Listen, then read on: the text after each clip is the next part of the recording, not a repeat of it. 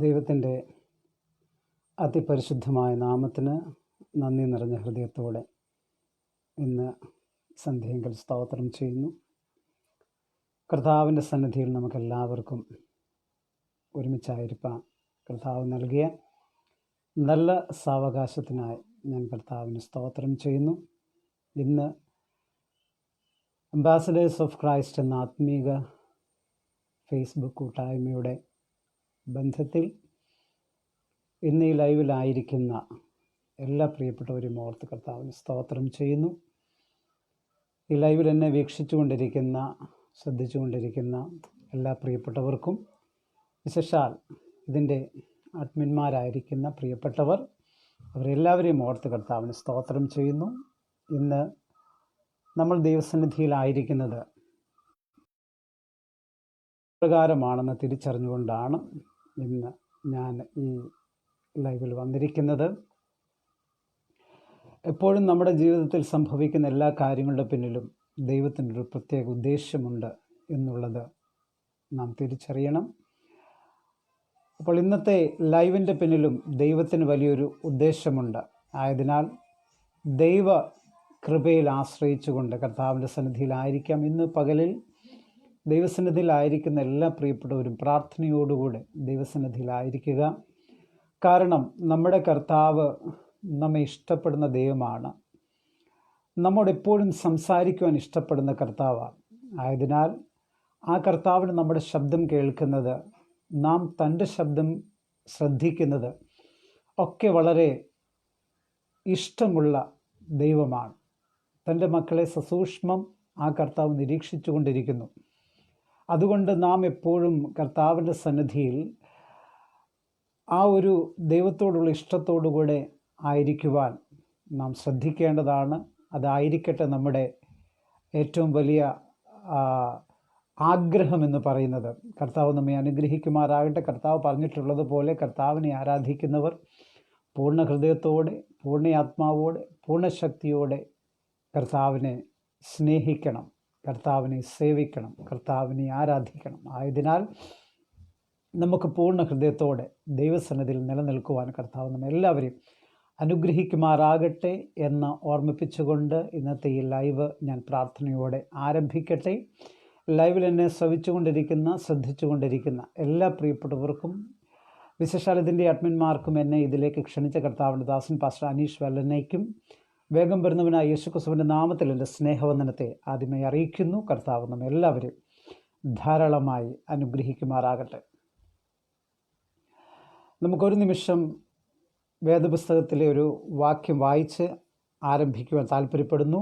ആധാരമായി ഉൽപ്പത്തി പുസ്തകം 35-ാം അധ്യായം അതിൻ്റെ 3-ാം വാക്യം, അതിൻ്റെ ആദ്യത്തെ ഭാഗം, നാം പുറപ്പെട്ട് ബഥേലിലേക്ക് പോകാം. ഒരു നിമിഷം നമ്മുടെ കണ്ണുകളെ അടച്ച് നമുക്ക് പ്രാർത്ഥിക്കാം. മഹാപരിശുദ്ധനും നിത്യനുമായ സ്വർഗീയ നല്ല ദൈവമേ, അങ്ങയുടെ സന്നിധിയിലേക്ക് ഞങ്ങൾ ഈ സന്ധ്യയെങ്കിൽ കടന്നു വരുന്നു. അങ്ങയുടെ സന്നിധിയിൽ കർത്താവ് ഈ നിമിഷമായിരിക്കാൻ ഞങ്ങൾക്ക് നൽകിയ നല്ല സാവകാശത്തിനായി, സമയത്തിനായി നന്ദിയോടെ അങ്ങേ സ്തുതിക്കുന്നു. കർത്താവ്, ഞങ്ങളുടെ ജീവിതത്തിൽ ഇങ്ങനെയൊരു കൂട്ടായ്മ ഞങ്ങൾക്ക് നൽകിയതിൻ്റെ പിന്നിൽ അങ്ങേക്കൊരു ഉദ്ദേശമുണ്ടെന്ന് ഞങ്ങൾ തിരിച്ചറിയുന്നു. കർത്താവെ, അങ്ങ് ഞങ്ങളോട് കൂടെയുണ്ട് എന്ന് ഞങ്ങൾ വിശ്വസിക്കുന്നു. ആമേൻ. കർത്താവിൻ്റെ സന്നിധിയിലായിരിക്കുന്ന എല്ലാ പ്രിയപ്പെട്ടവർക്കും ഒരിക്കൽ കൂടി വന്ദനം അറിയിക്കുന്നു. കർത്താവ് നമ്മെല്ലാവരെയും ധാരാളമായി അനുഗ്രഹിക്കുമാറാകട്ടെ. ഇന്ന് ഈ ലൈവിൽ കടന്ന് വന്നത് മൂലം നാം എല്ലാവരും അനുഗ്രഹിക്കപ്പെട്ടവരാകുന്നു. കർത്താവ് നമ്മെല്ലാവരെയും ധാരാളമായി അനുഗ്രഹിക്കുമാറാകട്ടെ. ഒരു പാട്ടിൻ്റെ ചില ചരണങ്ങളൊന്ന് പാടി ദൈവത്തെ മഹത്വപ്പെടുത്തുവാൻ ആഗ്രഹിക്കുന്നു. ഉന്നം വച്ച വൈരിൻ കണ്ണിൻ മുൻപിൽ പതരാതെ, ഉന്നം വച്ച വൈരിൻ കണ്ണിൻ മുൻപിൽ പതരാതെ, കണ്ണിൻ മണി പോൽ കാക്കും കരങ്ങൾ നിന്നെ മൂടി മറച്ചില്ലേ, കണ്ണിൻ മണി പോൽ കാക്കും കരങ്ങൾ നിന്നെ മൂടി മറച്ചില്ലേ എണ്ണി സ്തുതിക്കുവാൻ എണ്ണമില്ലാത്ത കൃപകളിനായി ഇന്നയോളം തൻ ഭുജത്താൽ എന്നെ താങ്ങിയ നാമമേ, ഇന്നയോളം തൻ ഭുജത്താൽ എന്നെ താങ്ങിയ നാമമേ. യോർദാൻ കലങ്ങി മറിയും ജീവിത ഭാരങ്ങൾ, യോർദാൻ കലങ്ങി മറിയും ജീവിത ഭാരങ്ങൾ, ഏലിയാവിൻ പുതപ്പെ വീടേ നിന്റെ വിശ്വാസ ശോധനയിൽ, ഏലിയാവിൻ പുതപ്പെ വീടേ നിന്റെ വിശ്വാസ ശോധനയിൽ നീ സ്തുതിക്കുവാൻ എണ്ണമില്ലാത്ത കൃപകളിനായി ഇന്നയോളം തൻ ഭുജത്താൽ എന്നെ താങ്ങിയ നാമമേ, ഇന്നയോളം തൻ ഭുജത്താൽ എന്നെ താങ്ങിയ നാമമേ. ഉന്നം വെച്ച വൈരികളുടെ മുമ്പിലും അവരുടെ കണ്ണിൻ മുമ്പിലായിരിക്കുമ്പോഴും പതറാതെ കണ്ണിൻ മണി പോലെ നമ്മെ കാക്കുന്നൊരു കർത്താവുണ്ട്. ആ കർത്താവിൻ്റെ സന്നിധിയിലാണ് നാം ആയിരിക്കുന്നത്. ആയതിനാൽ നമുക്ക് പ്രാർത്ഥനയോടുകൂടെ ദൈവസന്നിധിയിലായിരിക്കുവാൻ കർത്താവ് നമ്മെ എല്ലാവരും കൃപ ചെയ്യട്ടെ, അനുഗ്രഹിക്കുമാറാകട്ടെ എന്ന് ഓർമ്മിപ്പിച്ചുകൊണ്ട് ഇന്നത്തെ വചനഭാഗത്തിലേക്ക് വേഗത്തിൽ കടന്നു വരുവാൻ ആഗ്രഹിക്കുന്നു. കർത്താവ് നമ്മെ എല്ലാവരും അനുഗ്രഹിക്കുമാറാകട്ടെ. നമ്മൾ വായിച്ച വേദഭാഗം ഇപ്രകാരമാണ്. ഉൽപ്പത്തി പുസ്തകം 35-ാം അധ്യായം അതിൻ്റെ 3-ാമത്തെ വാക്യത്തിൽ നിന്നാണ് നമ്മൾ ഇന്ന് ചിന്തിക്കുവാൻ പോകുന്നത്. നാം പുറപ്പെട്ട് ബഥേലിലേക്ക് പോകാം. അതാണ് നമ്മുടെ കുറിവാക്യം എന്ന് പറയുന്നത്. ഇതിനെ ആധാരപ്പെടുത്തിക്കൊണ്ട് ചില കാര്യങ്ങൾ ഓർമ്മിപ്പിച്ച് എൻ്റെ വാക്കുകളെ ഞാൻ അവസാനിപ്പിക്കുവാൻ താല്പര്യപ്പെടുന്നു. കർത്താവ് നമ്മെ എല്ലാവരെയും ധാരാളമായി അനുഗ്രഹിക്കുമാറാകട്ടെ. പ്രാർത്ഥനയോടുകൂടെ നമുക്ക് ദൈവസന്നിധിയിൽ ആയിരിക്കാം. വേദപുസ്തകം നമ്മെ ബലപ്പെടുത്തുന്നതാണ്, മാത്രമല്ല അത് നമ്മുടെ ജീവിതത്തിന് ചൈതന്യം വരുത്തുന്നതാണ്. എപ്പോഴും ഓർക്കേണ്ട ഒരു കാര്യം, വേദപുസ്തകം മാനവജാതിക്ക് മുഴുവനും നൽകി തന്നിട്ടുള്ളത് അത് സർവശക്തനായ ദൈവത്തിങ്കിൽ നിന്നും മനുഷ്യന് പഠിക്കുവാൻ വേണ്ടി, ജീവിതത്തിൽ പാഠമാക്കുവാൻ വേണ്ടി മനുഷ്യൻ ഇപ്രകാരം ചലിക്കണമെന്നുള്ള നിയമങ്ങൾ കൊടുക്കുന്നതിന് വേണ്ടിയാണ് വേദപുസ്തകം ഭൂമിയിലേക്ക് നൽകപ്പെട്ടിരിക്കുന്നത്. എന്നാൽ പല സമയത്തും ഇതിനൊരു മതഗ്രന്ഥമായോ അല്ലെങ്കിൽ ഏതെങ്കിലും ഒരു പുസ്തകവുമായോ ഒക്കെ താരതമ്യപ്പെടുത്തിക്കൊണ്ട് ഇതിനെ പലപ്പോഴും വില കുറച്ച് കാണാറുണ്ട്. എന്നാൽ മഹാത്മാഗാന്ധിയെ പോലും അതിശയിപ്പിക്കും വിധം താൻ പോലും ഇതിൻ്റെ വാക്യങ്ങളെ അനുസരിക്കും വിധം വളരെയേറെ ശക്തിയേറിയ ഒരു ഗ്രന്ഥമാണ് നമുക്ക് ലഭിച്ചിട്ടുള്ള വേദപുസ്തകം എന്ന് പറയുന്നത്. ഇന്ന് ഇവിടെ കാണുന്ന നിയമങ്ങൾ ഒക്കെ ഈ വേദപുസ്തകത്തിൽ നിന്നും കടന്നു വന്നതാണ് എന്നുള്ള കാര്യം വിസ്മരിച്ചുകൂടാ. ഒരു നിമിഷം നമ്മൾ ഓർക്കേണ്ടത്, വേദപുസ്തകം നമുക്ക് ജീവൻ തരുന്നതാണ്, അതേപോലെ തന്നെ ചൈതന്യം നൽകി തരുന്നതാണ്. നമ്മൾ നഷ്ടപ്പെട്ടു പോയവരോ അല്ലെങ്കിൽ നമ്മൾ വിലാപത്തിലായിരിക്കുകയോ അനർത്ഥങ്ങളാൽ നാം ഓരോരുത്തരും വിഷമിച്ച് നിൽക്കുകയോ അല്ലെങ്കിൽ ഏതെങ്കിലും തരത്തിൽ നമ്മുടെ ചൈതന്യം നഷ്ടപ്പെട്ടു പോയൊരു സ്ഥിതി ഉണ്ടെങ്കിൽ ഇന്ന് പകലിൽ ഓർത്തുകൊള്ളുക, നമുക്ക് ചൈതന്യം വരുത്തുന്ന ഒന്നാണ് ഈ വേദപുസ്തകം എന്ന് പറയുന്നത്. അതുകൊണ്ട് എപ്പോഴും ഈ വേദപുസ്തകത്തിൻ്റെ കേൾവി എന്ന് പറയുന്നത് നമ്മുടെ ജീവിതത്തിന് ചൈതന്യം വരുത്തുന്നതായതുകൊണ്ട് ഏത് നിമിഷം ഈ വേദപുസ്തകത്തിൻ്റെ കേൾവി നമുക്ക് അനുഗ്രഹമായി തീരുമെന്നുള്ള ഉറച്ച ബോധ്യം എനിക്കുണ്ട്. അതുകൊണ്ട് ഇന്ന് പകലിലും ദൈവത്തിൻ്റെ ആത്മാവ് നമ്മോടെല്ലാവരോടും സംസാരിക്കുമെന്ന് ഞാൻ ആത്മാർത്ഥമായി വിശ്വസിക്കുന്നു. ഞാൻ അതിനായി പ്രാർത്ഥിക്കുകയും ചെയ്യുന്നു. കർത്താവ് നമ്മെ എല്ലാവരെയും അനുഗ്രഹിക്കുമാറാകട്ടെ. വേദപുസ്തകത്തിൻ്റെ 2 ഭാഗങ്ങളുണ്ട്. പഴയ നിയമമെന്നും പുതിയ നിയമമെന്നും പറയുന്ന 2 ഭാഗങ്ങൾ. പഴയ നിയമം യേശുക്രിസ്തുവിൻ്റെ വരവ് വരെയുള്ള കാര്യങ്ങൾ പറയുമ്പോൾ, മനുഷ്യൻ്റെ ഉൽപ്പത്തി മുതൽ യേശുക്രിസ്തുവിൻ്റെ വരവിന് തൊട്ടു മുമ്പുള്ള കാര്യം വരെ പറയുമ്പോൾ, പുതിയ നിയമം യേശുക്രിസ്തുവിൻ്റെ വരവിന് ശേഷം നിത്യയുഗത്തിലേക്കുള്ള കാര്യങ്ങളെപ്പറ്റി വ്യക്തമായും നമ്മോട് പ്രതിപാദിക്കുന്നു. അതായത് മനുഷ്യൻ്റെ ഉൽപ്പത്തി മുതൽ, അതായത് മനുഷ്യൻ്റെ ഉൽപ്പത്തി മാത്രമല്ല, പ്രപഞ്ചത്തിൻ്റെ ഉൽപ്പത്തി മുതൽ പ്രപഞ്ചത്തിൻ്റെ അവസാനം വരെ, നിത്യത മുതൽ നിത്യത വരെയുള്ള കാലഘട്ടത്തെ പ്രതിനിധാനം ചെയ്യുന്ന ഒരേ ഒരു പുസ്തകം അത് സത്യവേദ പുസ്തകമാണെന്ന് ഞാൻ അഭിമാനത്തോടുകൂടി പറയട്ടെ.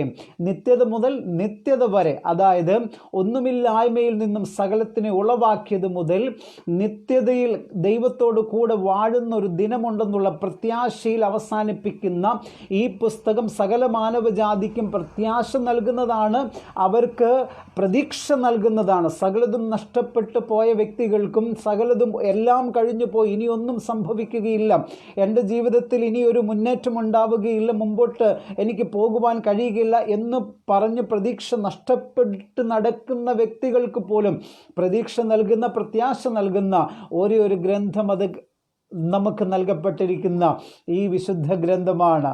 അതുകൊണ്ട് തന്നെ മനുഷ്യന് പ്രതീക്ഷ നൽകുന്ന, പ്രത്യാശ നൽകുന്ന പുസ്തകമായതുകൊണ്ട് തന്നെ ഈ പുസ്തകത്തെ എങ്ങനെയെങ്കിലും നശിപ്പിച്ച് കളയണമെന്ന് സാത്താന് ആഗ്രഹമുണ്ടായിരുന്നു. എന്നാൽ ആ ആഗ്രഹങ്ങളെയെല്ലാം തച്ചുടച്ചുകൊണ്ട് തന്നെ സകല എതിർപ്പുകളെയും വകവെക്കാതെ ഇന്നും ശക്തിയുക്തം തല ഉയർത്തി നിലനിൽക്കുന്ന ഒരു പുസ്തകമുണ്ടെങ്കിൽ അത് സത്യവേദ പുസ്തകമാണ്. ഈ പുസ്തകം എന്തുകൊണ്ട് മനുഷ്യന് ഗുണകരമായി തീരുന്നതിനെ സാത്താൻ എതിർക്കുന്നു എന്ന് ചോദിച്ചാൽ, മനുഷ്യൻ നന്നാകുന്നത് സാത്താന്യ ശക്തികൾക്ക് ഇഷ്ടമല്ലാത്തത് കൊണ്ട് നമ്മൾ ശ്രദ്ധിക്കുക, ഈ പുസ്തകം മനുഷ്യനെ നന്മയിലേക്ക് നയിക്കുന്നു, നന്മയ്ക്ക് കാരണമാക്കി മാറ്റുന്നു, മനുഷ്യൻ്റെ നന്മയ്ക്ക് കാരണമായി തീരുന്നു. ആയതിനാൽ സാത്താൻ ഏറ്റവും വെറുക്കുന്നൊരു പുസ്തകമായി ഈ വേദപുസ്തകം മാറുന്നു. അതുമാത്രമല്ല, സാത്താൻ്റെ ഉൽപ്പത്തി, സാത്താൻ എങ്ങനെയുണ്ടായി, സാത്താൻ്റെ വരവെങ്ങനെയാണ്, അവനെങ്ങനെയാണ് മനുഷ്യനെ ചതിക്കുന്നത്, ഈ ചതികളെല്ലാം ഉൾപ്പെടുത്തിയ പുസ്തകമായതുകൊണ്ടും മാത്രമല്ല, ഈ സാത്താൻ്റെ ശക്തിയുടെ അവസാനം എങ്ങനെയായിരിക്കും എന്നും പ്രതിപാദിക്കുന്നത് കൊണ്ട് ഈ പുസ്തകം സാത്താന്യ ശക്തികൾ ഇന്നും വെറുക്കുന്നു. അതുകൊണ്ട് എങ്ങനെയും ഈ പുസ്തകത്തെ തകർത്ത് കളയുവാനുള്ള ഒരു താല്പര്യം സാത്താന്യ ശക്തികൾക്കുണ്ട്. അതുകൊണ്ട് പല മനുഷ്യരെയും അതിനായി പ്രേരിപ്പിച്ചുകൊണ്ട് വേദപുസ്തകം ഭൂമിയിൽ നിന്ന് ഇല്ലാതാക്കുവാൻ ശ്രമിച്ചുകൊണ്ടിരിക്കുന്നു. ഇന്നേക്ക് ഈ വേദപുസ്തകം ഉളവായ സമയം മുതൽ ഈ വേദപുസ്തകത്തിനെതിരെ അനവധി വ്യക്തികൾ എഴുന്നേറ്റിട്ടുണ്ട്. ഒരുപക്ഷെ എന്നെ കേൾക്കുന്ന പല പ്രിയപ്പെട്ടവർക്കും അറിയാമായിരിക്കാം. വോൾട്ടയർ എന്ന് പറയുന്ന വ്യക്തി, ആ മനുഷ്യൻ പറഞ്ഞത് ഏകദേശം ഒരു 50 വർഷത്തിന് ശേഷം അല്ലെങ്കിൽ 100 വർഷത്തിന് ശേഷം ഈ ഒരു പുസ്തകം ഈ ഭൂമിയിൽ അവശേഷിക്കുകയില്ല എന്ന് അദ്ദേഹം പറയുകയുണ്ടായി. എന്നാൽ അദ്ദേഹത്തിൻ്റെ മരണശേഷവും ഇന്നും തല ഉയർത്തി നിൽക്കുന്നൊരു പുസ്തകമാണ് ഈ വേദപുസ്തകം. ആർക്കും നശിപ്പിച്ചു കൂടുവാൻ കഴിയാത്ത വിധം ഇവിടെ ശക്തിയോടെ മനുഷ്യന് ഇന്നും നന്മകൾ പകർന്നു കൊടുത്തുകൊണ്ട്, മാർഗദർശനം പകർന്നു കൊടുത്തുകൊണ്ട്, വഴി ഇതാകുന്നു എന്ന് പറഞ്ഞുകൊണ്ട് നേരായ വഴി കാട്ടിക്കൊണ്ടിതാ വേദപുസ്തകം ഇന്നും ശക്തിയോടെ നിലനിൽക്കുന്നു. വോൾട്ടയർ എന്ന് പറയുന്ന വ്യക്തിയുടെ വീട് ഇന്ന് ജനീവ ബൈബിൾ സൊസൈറ്റിയുടെ ആസ്ഥാനമായി പ്രവർത്തിക്കുന്നു. എന്ന് പറഞ്ഞാൽ ആരൊക്കെ നശിപ്പിക്കുവാൻ ശ്രമിച്ചാലും നശിക്കുന്ന ഒരു പുസ്തകമല്ല ഈ വേദപുസ്തകം എന്ന് പറഞ്ഞുകൊണ്ട് ആമുഖവാക്കുകളിൽ നിന്ന് ഞാൻ വിരമിക്കട്ടെ. നമ്മൾ വായിച്ച വേദഭാഗം ഉൽപ്പത്തി പുസ്തകത്തിൽ നിന്നാണ്. മനുഷ്യരാശിയുടെ ഉത്ഭവം ഈ പ്രപഞ്ചത്തിൻ്റെ ഉത്ഭവം, നമ്മൾ കാണുന്നതും കാണാത്തതും നമ്മുടെ ഗോചരവും അഗോചരവുമായ സകല കാര്യങ്ങളുടെയും ഉത്ഭവത്തെക്കുറിച്ച് വേദപുസ്തകം പറയുന്ന പുസ്തകമാണ് ഈ ഉൽപ്പത്തി പുസ്തകം എന്ന് പറയുന്നത്. വേദപുസ്തകത്തിലെ ആദ്യത്തെ പുസ്തകം, സകലതിൻ്റെയും ഉൽപ്പത്തിയെ കുറിക്കുന്ന ഈ വേദപുസ്തകം ഇവിടെ നമ്മൾ വായിച്ച ഭാഗത്തിലേക്ക് കടന്നു വരുമ്പോൾ, നാം പുറപ്പെട്ട് ബഥേലിലേക്ക് പോക എന്നുള്ള വാക്യമാണ് നാം വായിച്ചിരിക്കുന്നത്. ഈ വാക്യത്തിൻ്റെ പശ്ചാത്തലത്തിലേക്കൊന്ന് കടന്നു പോകുവാൻ ആഗ്രഹിക്കുന്നു. ദൈവം മനുഷ്യനെ സൃഷ്ടിച്ചു. മനുഷ്യനെ സൃഷ്ടിച്ചതിന് ശേഷം മനുഷ്യൻ ദൈവത്തിൽ നകന്നവനായി തീർന്നു. സാത്താന്യ ശക്തികൾ മനുഷ്യനെ പ്രലോഭിപ്പിച്ച് മനുഷ്യനെ ജഡമോഹം, കൺമോഹം, ജീവനത്തിൻ്റെ പ്രതാപം എന്നീ 3 സംഗതികൾ കാണിച്ച് മനുഷ്യനെ തൻ്റെ വലയിൽ ആഴ്ത്തിക്കളഞ്ഞ് മനുഷ്യനെ ദൈവത്തിൽ നിന്ന് അകറ്റിക്കളഞ്ഞു. മനുഷ്യനെ ദൈവത്തിൽ നിന്ന് അകറ്റിക്കളഞ്ഞു കഴിഞ്ഞപ്പോൾ ദൈവവും മനുഷ്യനും 2 ധ്രുവങ്ങളിലായി. മനുഷ്യൻ ദൈവ സംസർഗത്തിലായിരുന്നു, ദൈവത്തോട് കൂടെ കൂട്ടായ്മ ആചരിച്ചിരുന്നു. എന്നാൽ ആ സംസർഗത്തിൽ നിന്ന് എങ്ങനെയും മനുഷ്യനെ അകറ്റിക്കളയണമെന്നുള്ള സാത്താന്യ വിചാരം അവനെ തെറ്റിലേക്ക് നയിക്കുകയും ഹവ്വ എന്ന് പറയുന്ന സ്ത്രീയെ പ്രേരിപ്പിച്ച് മാനവജാതിയെ മുഴുവനും അതിലേക്ക് മാറ്റത്തക്ക വിധം ഹവ്വ എന്ന സ്ത്രീയിൽ പ്രവർത്തിക്കുകയും, അതുമാത്രമല്ല മനുഷ്യനെ നിത്യമായ ഒരു മരണത്തിന് അവകാശിയാക്കി മാറ്റുകയും സാത്താൻ ചെയ്തതാണ്. എന്നാൽ ദൈവത്തിൻ്റെ പ്രവൃത്തി അതായിരുന്നില്ല, ദൈവത്തിൻ്റെ ഉദ്ദേശം അതായിരുന്നില്ല. മനുഷ്യൻ്റെ സൃഷ്ടിക്ക് ശേഷം മനുഷ്യൻ ദൈവത്തിൽ നകന്നുപോയി. ദൈവത്തിൽ നകന്നുപോയ മനുഷ്യനെ എങ്ങനെയും ദൈവത്തിലേക്ക് അടുപ്പിക്കുവാൻ ദൈവം പല വഴികൾ തേടി. എന്നാൽ ദൈവത്തിൻ്റെ പദ്ധതിക്കും പ്ലാനും എല്ലാം വിഘാതമായി സാത്താന്യ ശക്തികൾ നിന്നപ്പോൾ ദൈവം ചില വ്യക്തികളെ തിരഞ്ഞെടുത്തു. സമയാസമയങ്ങളിൽ തിരഞ്ഞെടുത്തു. അങ്ങനെ ആദാമ്യ വർഗത്തിന് സകല ശാപങ്ങളും വാങ്ങിക്കൊടുത്ത സാത്താൻ, അല്ലെങ്കിൽ അതിന് കാരണക്കാരനായിരുന്ന സാത്താൻ പല സമയത്തും ദൈവത്തിൻ്റെ കാര്യപരിപാടികൾക്ക് വിഘാതമായി അതിന് തടസ്സം നിൽക്കുവാൻ ശ്രമിച്ചു. എന്നാൽ ദൈവം സമയാസമയങ്ങളിൽ, കാലാകാലങ്ങളിൽ ഓരോ വ്യക്തികളെ എഴുന്നേൽപ്പിച്ചുവെന്ന് ഞാൻ ഓർമ്മിപ്പിച്ചുവല്ലോ. ആദാമ്യ സന്തതികളിൽ നിന്ന് ഹാബേലിനെ തിരഞ്ഞെടുത്തപ്പോൾ ഹാബേലിനെ നശിപ്പിച്ചിട്ട് കയീനെ ഒരു കൊലപാതകിയാക്കി മാറ്റി ആ കുടുംബത്തിലെ 2 മക്കളെയും ഒരു ദിവസം തന്നെ ആ ഭവനത്തിന് നഷ്ടമാകുകയുണ്ടായി. ഇതോടുകൂടി സാത്താന്യ പ്രവൃത്തികൾ വിജയിച്ചു എന്ന് തോന്നിയ നിമിഷം ദൈവം ശേത്തിലൂടെ മറ്റൊരു തലമുറയെ എഴുന്നേൽപ്പിക്കുകയാണ്. പിന്നീട് തലമുറകൾ പറഞ്ഞ് അവസാനം ആദാം മുതൽ 7ാമനായ ഹാനോക്കിനെ തിരഞ്ഞെടുക്കുന്നു. ഹാനോക്കിനെ തിരഞ്ഞെടുത്ത് പിന്നെ 10ാം തലമുറയിലേക്ക് വരുമ്പോൾ നോഹയെ തിരഞ്ഞെടുക്കുന്നു. അതിനുശേഷം ഇങ്ങനെ പറഞ്ഞു വന്ന് അവസാനം ദൈവം ശേമ്യ വംശജനായ അബ്രഹാമിനെ തിരഞ്ഞെടുക്കുന്നു. തേരഹിൻ്റെ മകനായ മെസൊപ്പൊട്ടേമിയ വാസിയായ ഊരെന്ന് പറയുന്ന ദേശക്കാരനായ അബ്രഹാമിനെ തിരഞ്ഞെടുക്കുന്നു. ദൈവം അബ്രഹാമിനെ തിരഞ്ഞെടുത്തത് എന്തിനാണ് എന്ന് ചോദിച്ചാൽ, ദൈവത്തിൻ്റെ പദ്ധതിക്കും പ്ലാനിനും അനുസരിച്ച് ഒരു ജനതയെ ദൈവത്തിന് ആവശ്യമുണ്ടായിരുന്നു. ഒരു ജനക്കൂട്ടത്തെ, അല്ലെങ്കിൽ ഒരു സമൂഹത്തെ ദൈവത്തിന് ആവശ്യമുണ്ടായിരുന്നു. ദൈവത്തിൻ്റെ പ്ലാനിലും പദ്ധതിക്കും നിൽക്കുന്ന, മാത്രമല്ല ദൈവത്തിൻ്റെ കാര്യപരിപാടികൾ ഇവരിലൂടെ മുമ്പോട്ട് കൊണ്ടുപോകണമെന്നും ദൈവത്തിൻ്റെ മഹത്വം അവരിലൂടെ വെളിപ്പെടുത്തണമെന്നും ദൈവിക നിയമങ്ങൾ എങ്ങനെയാണ് പ്രാവർത്തികമാക്കേണ്ടതെന്നും മറ്റുള്ള വ്യക്തികളെ കാണിക്കേണ്ടതിനും ഒരു ജനതയെ ദൈവത്തിന് ആവശ്യമുണ്ടായിരുന്നു. അതിനുവേണ്ടി ദൈവം തിരഞ്ഞെടുത്ത വ്യക്തിയായിരുന്നു ഈ മെസൊപ്പൊട്ടേമിയ വാസിയായ അബ്രഹാമിനെ ദൈവം തിരഞ്ഞെടുത്തു. 11ാം അധ്യായത്തിലാണ് അബ്രഹാമിനെ നാം ആദ്യമായി കാണുന്നത്, അബ്രാം എന്ന പേരോടുകൂടി. അതിനുശേഷം 12ാം അധ്യായം മുതൽ അബ്രാമിൻ്റെ മറ്റൊരു ഭാഗം ജീവിതത്തിൻ്റെ മറ്റൊരു ഭാഗം നമ്മൾ കാണുന്നു. 12ാം അധ്യായം മുതലാണ് പിന്നീട് നമ്മൾ അദ്ദേഹത്തെ കാണുന്നത്. ഇവിടെ 11ാം അധ്യായത്തിൻ്റെ അവസാനത്തെ ഭാഗത്തിൽ ദൈവം അബ്രഹാമിനെ തിരഞ്ഞെടുത്ത് വിളിച്ചു വേർതിരിച്ചു. നമ്മൾ അപ്പോസ്തല പ്രവൃത്തികളുടെ പുസ്തകത്തിൽ വായിക്കുമ്പോൾ ദൈവം അവൻ മെസൊപ്പൊട്ടേമിയയിൽ ഇരിക്കുമ്പോൾ തന്നെ അവനെ തിരഞ്ഞെടുത്തു. എന്തിന് അബ്രഹാമിനെ തിരഞ്ഞെടുത്തു എന്ന് ചോദിച്ചാൽ, ദൈവത്തിന് തൻ്റെ പ്രവർത്തികളെ തന്നിലൂടെ കാണിക്കണമായിരുന്നു. മാത്രമല്ല ദൈവിക വാഗ്ദത്തങ്ങൾ അവനിലൂടെ നിവർത്തിക്കേണ്ടതുണ്ടായിരുന്നു. മാത്രമല്ല ദൈവത്തിന് തൻ്റെ മഹത്വം വെളിപ്പെടുത്തുന്നതിന് വേണ്ടി തൻ്റെ പ്രവൃത്തികൾ മറ്റുള്ളവരുടെ മുമ്പാകെ ഒരു ജനതയിലൂടെ വെളിപ്പെടുത്തണമെന്നുള്ള ദൈവിക ഉദ്ദേശം നിറവേറേണ്ടതിന് വേണ്ടി ഇത് അബ്രഹാമിനെ തിരഞ്ഞെടുക്കുന്നു. ഇതിലൂടെ ഞാനൊരു ആത്മീക സന്ദേശം എന്നെ കേൾക്കുന്നവരോട് പറയട്ടെ.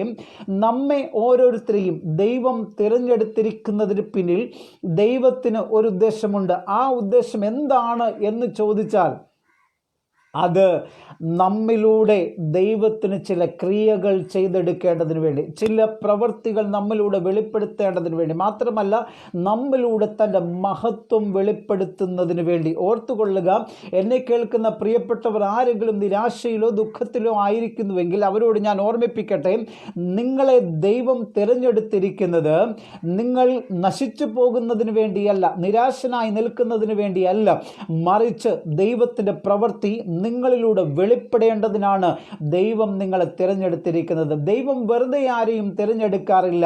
ദൈവത്തിൻ്റെ സന്നിധിയിലായിരിക്കുന്ന ദൈവ മക്കളെ ഓരോരുത്തരെയും വ്യക്തിപരമായി നിങ്ങൾക്ക് വേണ്ടി ദൈവം ഒരു പദ്ധതി തയ്യാറാക്കിയിട്ടുണ്ട്. ആ പദ്ധതിക്ക് വേണ്ടിയാണ് ദൈവം നിങ്ങളെ തിരഞ്ഞെടുത്തിരിക്കുന്നത്. ഏതെങ്കിലുമൊക്കെ വ്യക്തികൾക്ക് നിങ്ങളെക്കുറിച്ചുള്ള ആഗ്രഹം കാണുമായിരിക്കാം, നിങ്ങളുടെ മാതാപിതാക്കൾക്ക് നിങ്ങളെക്കുറിച്ച് ആഗ്രഹം കാണുമായിരിക്കാം, നിങ്ങളുടെ മക്കൾക്ക് നിങ്ങളെക്കുറിച്ച് ആഗ്രഹം കാണുമായിരിക്കാം, നിങ്ങളുടെ അയൽവക്കക്കാർക്ക് നിങ്ങളെക്കുറിച്ച് ആഗ്രഹം കാണുമായിരിക്കാം, നിങ്ങളുടെ ബന്ധുമിത്രാദികൾക്ക് നിങ്ങളെക്കുറിച്ച് ആഗ്രഹം കാണുമായിരിക്കാം. എന്നാൽ ആത്യന്തികമായി നടക്കുവാൻ പോകുന്നത് ദൈവത്തിൻ്റെ പ്ലാനും പദ്ധതിയുമായിരിക്കും നിങ്ങളുടെ ജീവിതത്തിൽ സംഭവിക്കുന്നത്. ഒരു കാരണവശാലും നമ്മുടെ ജീവിതത്തിൽ ദൈവത്തിൻ്റെ പ്ലാനിനും പദ്ധതിക്കും അല്ലാതെയുള്ള ഒരു കാര്യവും നമ്മുടെ ജീവിതത്തിൽ ഉണ്ടാകുവാൻ പാടില്ല. ഏത് നിമിഷവും ഓർത്തുകൊള്ളുക, ദൈവം നമ്മെ തിരഞ്ഞെടുത്തിട്ടുണ്ടെങ്കിൽ ദൈവം നമ്മിലൂടെ ഒരു ക്രിയ ചെയ്തെടുക്കുവാനുണ്ട്, ദൈവത്തിൻ്റെ മഹത്വം വെളിപ്പെടുത്തുവാനുണ്ട് എന്നുള്ള കാര്യം നമ്മൾ മറന്നു പോകരുത്. അബ്രഹാമിനെ തിരഞ്ഞെടുത്തത് ഒരു വലിയൊരു ജനതയെ അവനിലൂടെ ഉൽപ്പാദിപ്പിക്കുവാനും മാത്രമല്ല അവരെ കൊണ്ടുവരുന്നതിന് വേണ്ടിയും മാത്രമല്ല അവരിലൂടെ ദൈവത്തിൻ്റെ മഹത്വം മറ്റുള്ള ജാതികളിൽ വെളിപ്പെടുത്തുന്നതിനും വേണ്ടിയാണ് അബ്രഹാമിനെ ദൈവം തിരഞ്ഞെടുത്തത്. അതുവരെയും ദുർമാർഗത്തിൽ നടക്കുന്ന, ദുഷ്ടമാർഗത്തിൽ നടക്കുന്ന, ദൈവത്തിൻ്റെ വാക്കുകൾ അനുസരിക്കാതെ തന്നിഷ്ടപ്രകാരം നടക്കുന്ന ജനതതികളുടെ ഇടയിൽ നിന്നും അബ്രഹാമിനെ വ്യക്തമായി കർത്താവ് വിളിച്ച് വേർതിരിക്കുവാനുള്ള കാരണമെന്ന് പറയുന്നത് തൻ്റെ മേലുള്ള ദൈവിക ഉദ്ദേശ പൂർത്തീകരണത്തിന് വേണ്ടിയാണ്. ഇന്ന് എന്നെ കേൾക്കുന്ന പ്രിയപ്പെട്ടവർ, ഇതിനു മുമ്പ് ഞാനൊരു വാക്ക് പറഞ്ഞത് ഓർക്കുന്നുണ്ടോ? നിങ്ങളുടെ അയൽവക്കക്കാർക്ക് നിങ്ങളെക്കുറിച്ചൊരു ഉദ്ദേശം കാണും. അതെന്തായിരിക്കും? അതൊരിക്കലും ആകണമെന്നില്ല. പലരും നിങ്ങളുടെ നന്മകളല്ലേ ആഗ്രഹിക്കുന്നത്. എന്നെ കേൾക്കുന്ന പ്രിയപ്പെട്ടവരെ, പലരും ചിരിച്ചുകൊണ്ട് നിങ്ങളെ കാണുമ്പോൾ, ചിരിച്ചുകൊണ്ട് നിങ്ങളോട് സംസാരിക്കുമ്പോൾ പലതിൻ്റെയും ഉള്ളിൻ്റെ ഉള്ള് നമ്മൾ കാണാതെ ഇരിക്കുന്നു. പലതും ചിരിച്ചുകൊണ്ട് നമ്മുടെ നാശം ആഗ്രഹിക്കുന്നവരായി തീരുമ്പോൾ ഇന്ന് പകലിൽ ദൈവത്തിൻ്റെ ഉദ്ദേശം മാത്രമേ നമ്മുടെ ജീവിതത്തിൽ പൂർത്തിയാവുകയുള്ളൂ. അത് മാത്രമേ നടക്കുകയുള്ളൂ. ആ ഒരു വിശ്വാസത്തിന് എത്ര പേർ ആമേൻ പറയും എന്ന് ഹല്ലേലൂയ, പ്രൈസ് ഗോഡ്, ഹല്ലേലൂയ ഞാൻ ചോദിക്കുകയാണ്. ഇന്ന് പകലിൽ ദൈവത്തിൻ്റെ സന്നിധിയിലായിരിക്കുന്ന ഓരോ പ്രിയപ്പെട്ടവരുമേ, നമ്മുടെ ജീവിതത്തിൽ അനർത്ഥങ്ങൾ, ആപത്തുകൾ, രോഗങ്ങൾ, ദുഃഖങ്ങളൊക്കെ സംഭവിക്കുമ്പോൾ പലപ്പോഴും നമ്മൾ വിചാരിക്കാം, എന്തുകൊണ്ടാണ് എൻ്റെ ജീവിതത്തിൽ ഇങ്ങനെ സംഭവിക്കുന്നത് എന്നൊക്കെ ചിന്തിച്ച് പലപ്പോഴും നിരാശരായി പോകാറുണ്ട്. എന്നാൽ ഒരു അടിവരയിട്ട് വെക്കേണ്ട ഒരു വാക്ക് ഞാൻ പറയട്ടെ, ദൈവത്തിൻ്റെ ഉദ്ദേശപ്രകാരമല്ലാതെ ഒന്നും നമ്മുടെ ജീവിതത്തിൽ സംഭവിക്കുന്നില്ല. അതുകൊണ്ട് റോമാലേഖനത്തിൽ പൗലോസ് ഇങ്ങനെ പറയുന്നു, ദൈവത്തെ സ്നേഹിക്കുന്നവർക്ക് നിർണയപ്രകാരം വിളിക്കപ്പെട്ടവർക്ക് തന്നെ സകലതും നന്മയ്ക്കായി കൂടി വ്യാപരിക്കുന്നു. അവിടെ നിങ്ങൾ അണ്ടർലൈൻ ഇട്ട് വെക്കേണ്ട ഒരു വാക്ക് തന്നെ എന്നുള്ളൊരു വാക്കാണ്. എന്ന് പറഞ്ഞാൽ ദൈവത്തെ സ്നേഹിക്കുന്നവർക്ക്, നിർണയപ്രകാരം വിളിക്കപ്പെട്ടവർക്ക് തന്നെ, അവർക്ക് മാത്രം, അതായത് നിർണയപ്രകാരം വിളിക്കപ്പെട്ട ഒരു വ്യക്തിയാണ് താങ്കളെങ്കിൽ നിങ്ങളുടെ ജീവിതത്തിൽ സകലതും നന്മയ്ക്കായി ചെയ്യുന്ന ദൈവമാണ്. അതുകൊണ്ട് നിരാശപ്പെട്ടു പോകണ്ട, സങ്കടപ്പെട്ടു പോകണ്ട. നമ്മുടെ ജീവിതത്തിൽ നമുക്ക് ധൈര്യത്തോടുകൂടി മുന്നേറുവാൻ കഴിയും. കാരണം ദൈവം നമ്മെക്കുറിച്ച് നല്ലത് ചിന്തിക്കുന്നു. ഹല്ലേലൂയ. നമുക്ക് ഒരു കാരണവശാലും അതിനെക്കുറിച്ച് അറിയുവാൻ കഴിയത്തില്ല. കാരണം നമ്മുടെ ബുദ്ധി അല്പം മാത്രമാണുള്ളത്. നമ്മുടെ ബുദ്ധി അതിന് പരിമിതികളുണ്ട്. എന്നാൽ ദൈവത്തിൻ്റെ ബുദ്ധി പരിമിതികളില്ലാത്തത് കൊണ്ട് ഇന്ന് പകൽ ആ ദൈവത്തിൻ്റെ പരിമിതികളില്ലാത്ത ആ ദൈവത്തിൻ്റെ കരങ്ങളിലേക്ക് നമ്മെ തന്നെ ഏൽപ്പിച്ചു കൊടുക്കുക. ആ കർത്താവ് തൻ്റെ ഉദ്ദേശപ്രകാരം നമ്മെ വഴി നടത്തുക തന്നെ ചെയ്യും. ഇവിടെ അബ്രഹാമിനെ ദൈവം വിളിച്ചു വേർതിരിച്ചിട്ട് തനിക്ക് വാഗ്ദത്തം കൊടുക്കുന്നു. നമ്മുടെ വിഷയം അതല്ലാത്തതും അതിൽ ഞാൻ അധികം നിൽക്കുവാൻ താല്പര്യപ്പെടുന്നില്ല. അബ്രഹാമിനെ ദൈവം വിളിച്ചു വേർതിരിച്ചു. അബ്രഹാമിന് തൻ്റെ 100ാമത്തെ വയസ്സിൽ ഒരു മകനെ കൊടുക്കുന്നു, വാഗ്ദത്ത സന്തതിയായിരിക്കുന്ന ഇസഹാക്ക് ജനിച്ച ശേഷം അബ്രഹാമിന് വാഗ്ദത്തം കൊടുക്കുന്നു, ഇവനിലൂടെ ഞാൻ ഒരു ജനതയെ ഇവനിലൂടെ പുറത്തു കൊണ്ടുവരുവാൻ പോവുകയാണ്. അതിനുശേഷം ഇസഹാക്ക് വിവാഹം കഴിഞ്ഞു. ഇസഹാക്ക് വിവാഹിതനായ ശേഷം ഇസഹാക്കിന് മക്കൾ ഉണ്ടാകുന്നു. ഇസഹാക്കിന് മക്കൾ ഉണ്ടാകുന്നത് 2 പേർ, ഇരട്ട കുഞ്ഞുങ്ങൾ. ഒരാളുടെ പേര് ഏശാവ്, ഒരാളുടെ പേര് യാക്കോബ്. യാക്കോബും ഏശാവും ഇസഹാക്ക് തൻ്റെ കൂടെ അവർ വളർന്നു വരുമ്പോൾ അവിടെ ചില പ്രശ്നങ്ങൾ ഉണ്ടാകുന്നു. പ്രശ്നങ്ങൾ എന്താണെന്നറിയാമോ? അതൊരു ചെറിയ പ്രശ്നമല്ല, ജ്യേഷ്ഠാവകാശത്തെ ചൊല്ലി ഒരു പ്രശ്നം. അങ്ങനെ ഇളയ വ്യക്തിയായിരിക്കുന്ന യാക്കോബ് ജ്യേഷ്ഠനെ കളിപ്പിച്ച് ജ്യേഷ്ഠാവകാശം തട്ടിയെടുക്കുന്ന യാക്കോബ്. ഇവിടെ ദൈവം തിരഞ്ഞെടുക്കുന്ന ഒരു വ്യക്തി യാക്കോബാണ്. ഒരു പക്ഷെ നിങ്ങൾ ചിന്തിച്ചേക്കാം, എന്തുകൊണ്ടാണ് യാക്കോബിനെ ദൈവം തിരഞ്ഞെടുത്തത്, ഏശാവിനെ എന്തുകൊണ്ട് വെറുത്തു എന്ന് ചോദിച്ചാൽ, എന്തുകൊണ്ട് അവനെ തിരഞ്ഞെടുത്തില്ല? എനിക്ക് വ്യക്തിപരമായി ഒരുപാട് വിഷമമുള്ള, അല്ലെങ്കിൽ ഒരു വ്യക്തിയെക്കുറിച്ച് പറയുമ്പോൾ കണ്ണിൽ കണ്ണുനീര് പൊടിയുന്ന ഒരു വ്യക്തി, അത് ഏശാവാണ്. അതെന്തുകൊണ്ടാണെന്നറിയാമോ? ഏശാവ് താൻ യാതൊരു തെറ്റും ചെയ്തതായിട്ട് അവിടെ പറയുന്നില്ല. അവിടെ ഏശാവ് ചെയ്ത് പോയ ഒരു കയ്യബദ്ധം എന്ന് വേണമെങ്കിൽ പറയാം, അല്ലെങ്കിൽ വന്നു പോയ ഒരു സംഭവം, അതിൻ്റെ പേരിൽ ജീവിതം മുഴുവനും പശ്ചാത്തപിക്കുകയാണ്. ഞാനിത് പറയുമ്പോൾ ഞാൻ ഏശാവിൻ്റെ പക്ഷക്കാരനാണ് ചിന്തിക്കരുത്. ഇവിടെ നമ്മൾ ഓർക്കേണ്ട ഒരു കാര്യം, ഏശാവിനെ നിങ്ങളൊന്ന് നോക്കിക്കേ. ഏശാവ് തൻ്റെ അപ്പന് ഏറ്റവും ഇഷ്ടമുള്ള ഭക്ഷണം തേടി കാട്ടിലലയുമ്പോൾ, ഏശാവിനെ പറ്റി നിങ്ങളൊന്ന് ചിന്തിച്ചേ. കാട്ടിലലയുമ്പോൾ ഇവിടെ ഒരല്ലലും അലച്ചിലും കൂടാതെ അമ്മ ഉണ്ടാക്കി കൊടുത്ത ആഹാരം കൊടുത്തിതാ അപ്പനിൽ നിന്ന് അനുഗ്രഹം പ്രാപിക്കുന്നു. അവസാനം ഏശാവ് തിരിഞ്ഞു വന്നപ്പോൾ, ഏശാവ് ഭക്ഷണം ഉണ്ടാക്കിക്കൊണ്ട് വന്നപ്പോൾ കാട്ടിൽ പോയി വേട്ടയാടി മൃഗത്തിനെ പിടിച്ച് കൊണ്ടുവന്ന് ഭക്ഷണം പാകം ചെയ്ത് അപ്പന് രുചികരമായ ഭക്ഷണവും ഉണ്ടാക്കി അപ്പൻ്റെ മുമ്പിൽ വന്നപ്പോൾ ഏശാവ് അറിയുന്നൊരു കാര്യമുണ്ട്, അനുഗ്രഹം മുഴുവനും പോയി.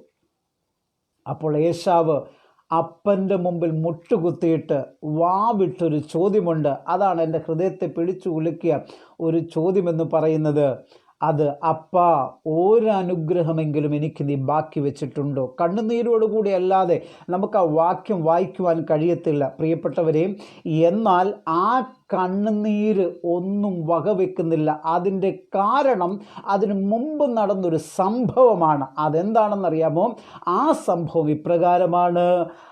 ഏശാവ് നായാട്ട് കഴിഞ്ഞ് ഒരു ദിവസം കടന്നു വന്നു.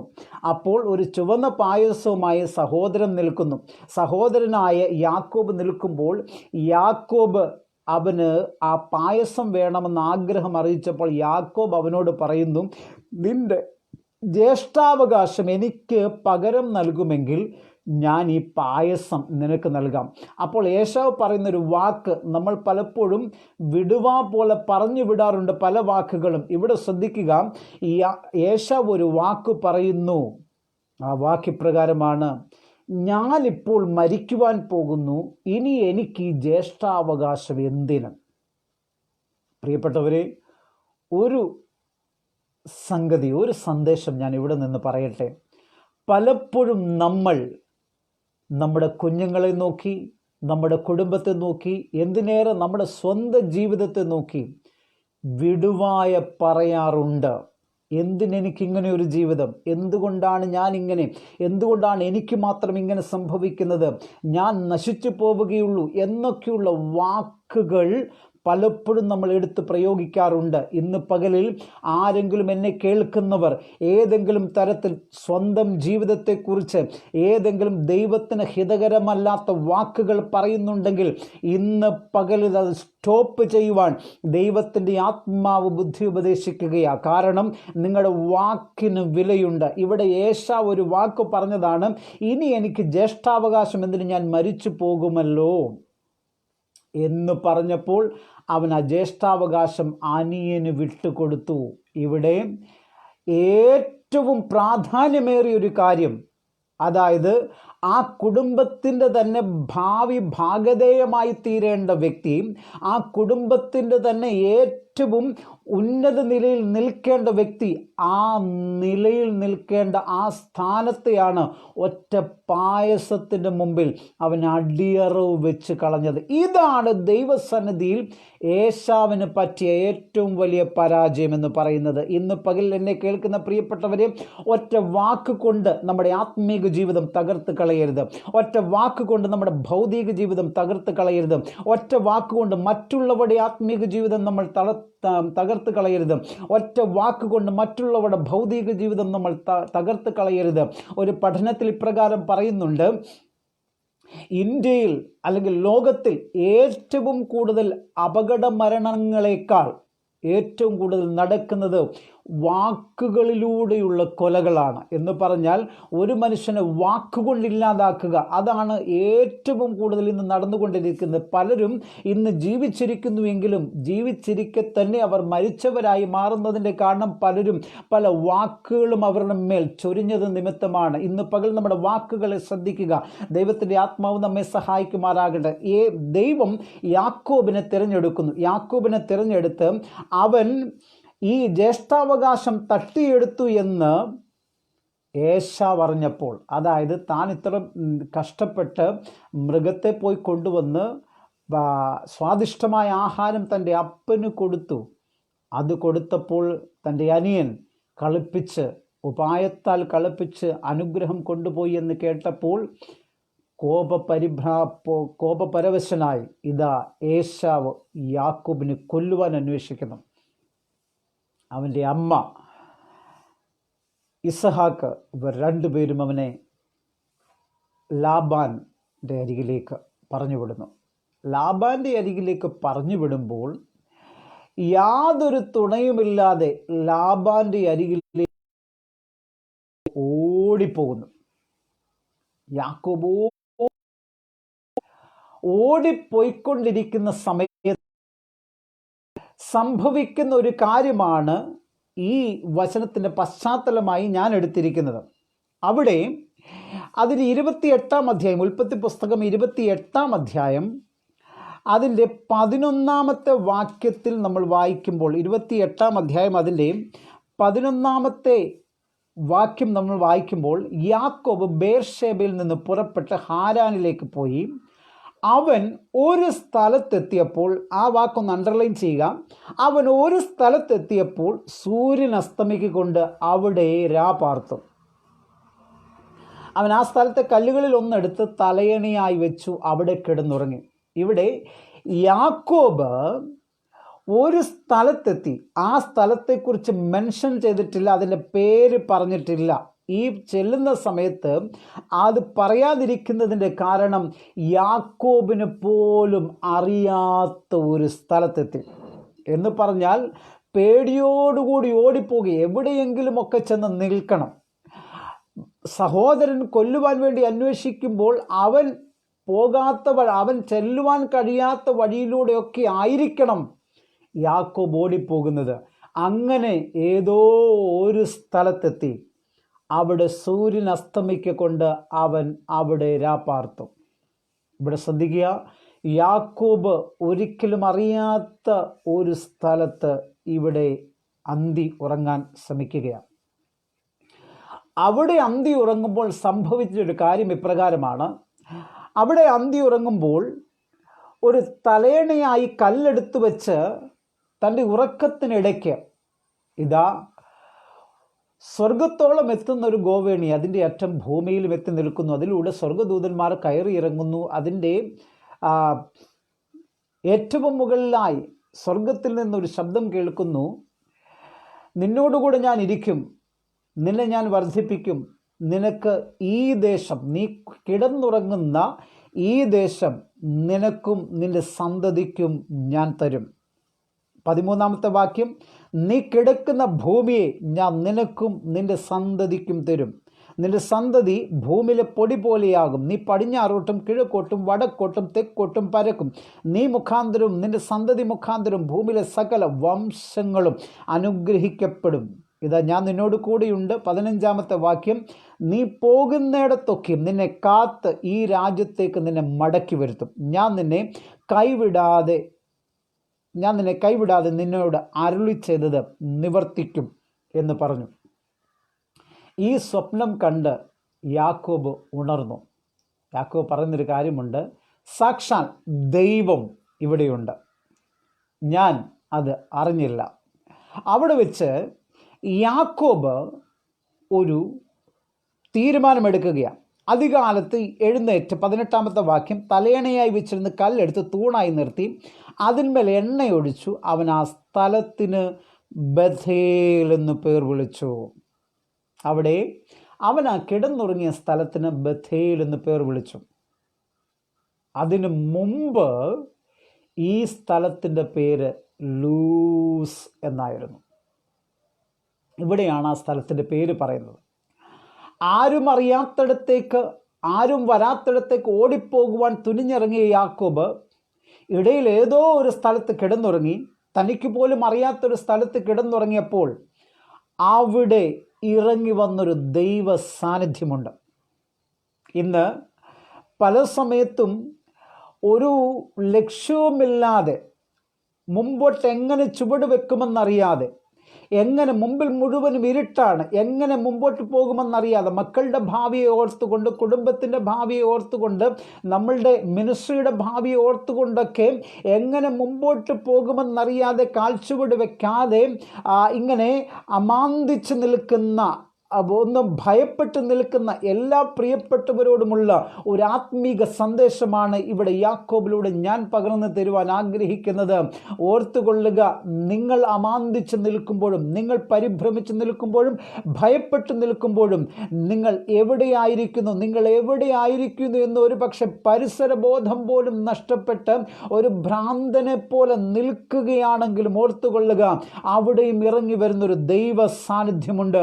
ആ ദൈവ സാന്നിധ്യമാണ് നിങ്ങളെ നിലനിർത്തുവാൻ പര്യാപ്തമായിരിക്കുന്നത്.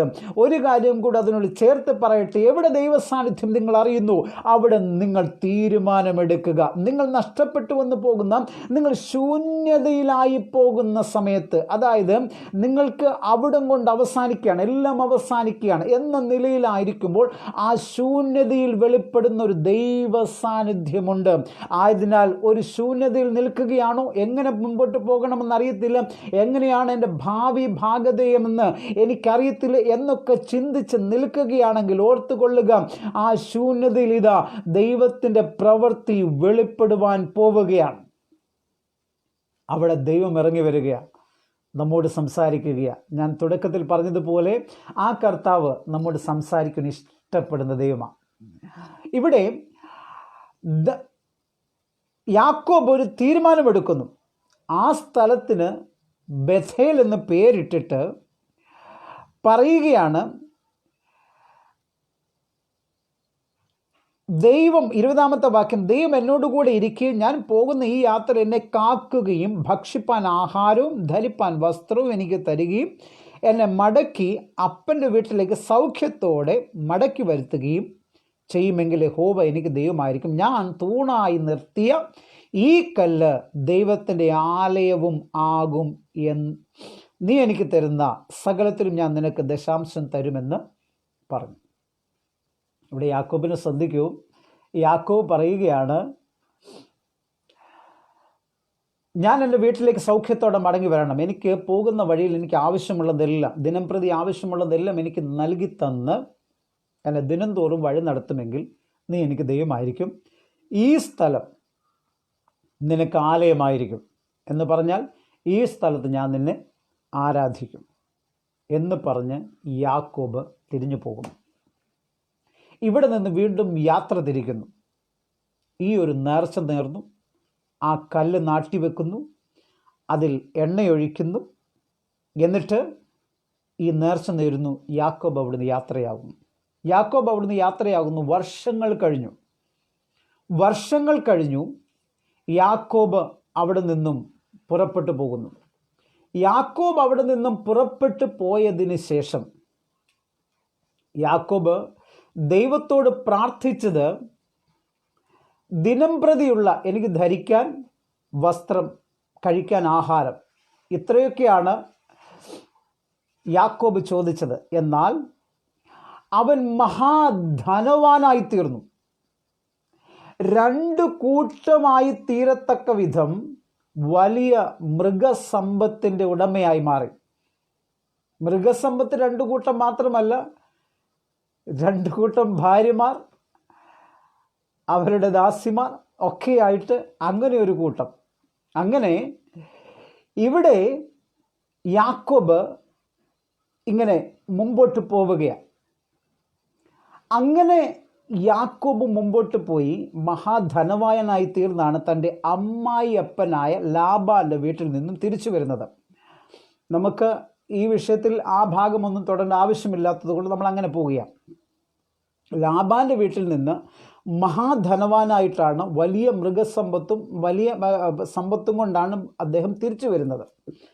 അദ്ദേഹം തിരിച്ചു വന്ന് നമ്മൾ കാണുന്നത്, തിരിച്ചു വന്നപ്പോൾ ലാബാൻ ഈ യാക്കോബിൻ്റെ പിന്നാലെ വരുന്നുണ്ട്.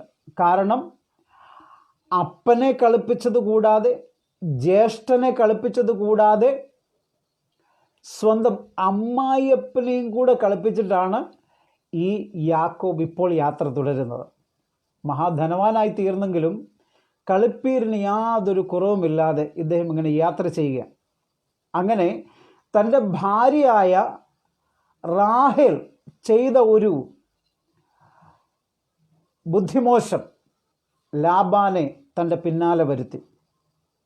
അങ്ങനെ യാക്കോബിനെ പിന്തുടർന്ന് അവനെ പിടിച്ചുകൊണ്ടുവരുന്നതിന് വേണ്ടി ഇതാ ലാബാനും കൂട്ടരും കടന്നു വരികയാണ്. ലാബാനും കൂട്ടരും കടന്നു വന്നപ്പോൾ അതിന് 31 അധ്യായം അതിൻ്റെ 23 വാക്യം നമ്മൾ നോക്കുമ്പോൾ, യാക്കോബ് ഓടിപ്പോയി എന്ന് ലാബാന് 3-ാം ദിവസം അറിവ് കിട്ടി. ഉടനെ അവൻ തൻ്റെ സഹോദരന്മാരെ കൂട്ടിക്കൊണ്ട് 7 ദിവസത്തെ വഴി അവനെ പിന്തുടർന്ന് ഗിലെയാദ് പർവ്വതത്തിൽ അവനോടൊപ്പം എത്തി. യാക്കോബ് ഗിലെയാദിലായിരുന്നപ്പോൾ യാക്കോബിനെ അന്വേഷിച്ചതാ ലാബാൻ എത്തുന്നു. അന്ന് രാത്രി ദൈവം യാക്കോബിന് വേണ്ടി ലാബാനോട് സംസാരിക്കുന്നു. ശ്രദ്ധിക്കൂ പ്രിയപ്പെട്ടവരെ, ഒരു കാര്യം കൂടെ ഇവിടെ നിന്ന് പറഞ്ഞിട്ട് പോകണമെന്ന് തന്നെയാണ് ഞാൻ ആഗ്രഹിക്കുന്നത്. നമ്മൾ പലപ്പോഴും പല രീതിയിലും ദൈവഹിതപ്രകാരമല്ലാതെ നിൽക്കുമ്പോഴും ദൈവത്തിൻ്റെ ഒരു തിരഞ്ഞെടുപ്പ് നമ്മുടെ മേലുള്ളത് കൊണ്ട് ദൈവം പലരെയും നമ്മുടെ അരികിലേക്ക് അടുക്കാതെ അകറ്റി നിർത്തിയിരിക്കുകയാണ്. പലരെയും നമ്മെ ഉപദ്രവിക്കാതെ ദൈവം അതിന് തടയിട്ടിരിക്കുന്നു. ഒന്നുകൂടെ ഞാനൊന്ന് കടത്തി പറയട്ടെ, അത് എന്നും ദൈവസന്നിധിയിൽ നിന്ന് ഉണ്ടായിരിക്കുന്നതല്ല. ദൈവഹിതപ്രകാരമില്ലാതെയുള്ള നമ്മുടെ പോക്കുകൾ എന്തെങ്കിലും ഉണ്ടെങ്കിൽ അത് ദൈവത്തിൻ്റെ കരുണയുടെ പുറത്ത് അതെന്നും നിലനിൽക്കണമെന്നില്ല. ഇവിടെ ലാബാനോട് യാക്കോബിന് വേണ്ടി ദൈവം സംസാരിക്കുന്നുണ്ട്. അതിനുശേഷം ലാബാൻ യാക്കോബിനെ വിട്ട് തിരിഞ്ഞു പോകുന്നു. തിരിഞ്ഞുപോയി. അവിടെ 31 അധ്യായം അതിൻ്റെ 53, 54, 55 വാക്യം നമ്മൾ ചിന്തിക്കുമ്പോൾ അവിടെ ലാബാനും യാക്കോബും തമ്മിലൊരു ഉടമ്പടിയൊക്കെ ചെയ്യുന്നുണ്ട്. ഉടമ്പടിയൊക്കെ ചെയ്തതിന് ശേഷം 54 വാക്യത്തിൽ നമ്മൾ വായിക്കുമ്പോൾ, പിന്നെ യാക്കോബ് പർവ്വതത്തിൽ യാഗമർപ്പിച്ചു ഭക്ഷണം കഴിപ്പാൻ തൻ്റെ സഹോദരന്മാരെ വിളിച്ചു. അവിടെ യാക്കോബ് അവിടെ ദൈവത്തിന് ആരാധന കഴിച്ചു. യാക്കോബ് ഗിലെയാദ് പർവ്വതത്തിൽ യാഗം കഴിച്ചു, ദൈവത്തെ ആരാധിച്ചു. ഇനി ശ്രദ്ധിക്കുക, 32 അധ്യായം 1 വാക്യത്തിൽ നമ്മൾ കാണുന്നത്, യാക്കോബ് തൻ്റെ വഴിക്ക് പോയി, ദൈവത്തിൻ്റെ ദൂതന്മാർ അവന് എതിരെ വന്നു. യാക്കോബ് അവരെ കണ്ടപ്പോൾ ഇത് ദൈവത്തിൻ്റെ സേന എന്ന് പറഞ്ഞു. ആ സ്ഥലത്തിന് മഹനയീം എന്ന് പേരിട്ടു. ദൈവത്തിൻ്റെ സേന, ദൈവത്തിൻ്റെ ദൂതന്മാർ കടന്നു വന്ന് മഹനീം എന്ന സ്ഥലത്തിന് പേരിടത്തക്ക വിധം അത്ഭുതത്തിൻ്റെ പ്രവൃത്തി ദൈവം അവന് വേണ്ടി ചെയ്തു. ഇനി മുമ്പോട്ട് നമ്മൾ നോക്കുമ്പോൾ 32 അധ്യായത്തിൻ്റെ 27 വാക്യത്തിൽ വരുമ്പോൾ, യബ്ബോക്ക് നദിയുടെ അരികിൽ വെച്ച് ഇതാ ഒരു പുരുഷൻ യാക്കോബിനോട് മല്ലു പിടിക്കുന്നു. മല്ലു പിടിച്ചതിന് ശേഷം യാക്കോബിന് ജയിക്കയില്ലെന്ന് അറിഞ്ഞുകൊണ്ട് യാക്കോബിന് തുടയുടെ തടം തൊടുന്നു. യാക്കോബിൻ്റെ പേര് അവിടുന്ന് മാറ്റുന്നുണ്ട്. യാക്കോബിൻ്റെ പേര് മാറ്റുന്നു. യാക്കോബ് എന്ന പേര് മാറ്റി ഇസ്രയേൽ എന്നാക്കുന്നു. അവിടെ നിന്ന് യാക്കോബ് മുമ്പോട്ട് യാത്ര ചെയ്യുക. മുമ്പോട്ട് യാത്ര ചെയ്ത് നമ്മൾ വരുമ്പോൾ 33 അധ്യായത്തിൽ വരുമ്പോൾ യാക്കോബിൻ്റെ പേര് മാറി. ഇപ്പോൾ യാക്കോബ് എന്നല്ല, ഇനി നിന്നെ യാക്കോബ് എന്നല്ല, ഇസ്രയേൽ എന്ന പേർ വിളിക്കുമെന്ന് ദൈവം തൻ്റെ പേരിനെ മാറ്റുകയാണ്. അങ്ങനെയാണ് ഇസ്രയേൽ ജാതി ഉണ്ടാകുന്നത്. അപ്പോൾ ഇസ്രയേൽ എന്ന പേര് കൊടുക്കുന്നു. ദൈവത്തിൻ്റെ സേനയെ കണ്ടവൻ, ദൈവത്തെ ഗിലെയാദ് പർവ്വതത്തിൽ ആരാധിച്ചവൻ മുമ്പോട്ട് യാത്ര ചെയ്ത് 33 അധ്യായത്തിൽ വരുമ്പോൾ നമ്മൾ കാണുന്നത് അതിൻ്റെ 17 വാക്യം, യാക്കോബ് സുക്കോത്തിന് യാത്ര പുറപ്പെടുന്നു. ഇവിടെ ശ്രദ്ധിക്കേണ്ട ഒരു കാര്യം, യാക്കോബ് ഏശാവിൻ്റെ ഭീഷണി നിലനിൽക്കുമ്പോൾ ഏശാവിൻ്റെ ഭീഷണിയെയും ദൈവം ഒഴിവാക്കുന്നു. അവിടെ നിന്നും യാക്കോബ് രക്ഷപ്പെട്ടതിന് ശേഷം ഇതാ യാക്കോബ് യാത്ര ചെയ്ത് സുക്കോത്തിലേക്ക് പോവുകയാണ്. 17 വാക്യത്തിൽ 33 യാക്കോബ് സുക്കോത്തിന് യാത്ര പുറപ്പെട്ട് തനിക്കൊരു വീട് പണിതു, കന്നുകാലിക്കൂട്ടത്തിന് തൊഴുത്തുകളും കെട്ടി. അതുകൊണ്ട് ആ സ്ഥലത്തിന് സുക്കോത്ത് എന്ന പേർ പറയുന്നു. സുക്കോത്തിന് യാത്ര പുറപ്പെടുന്നു.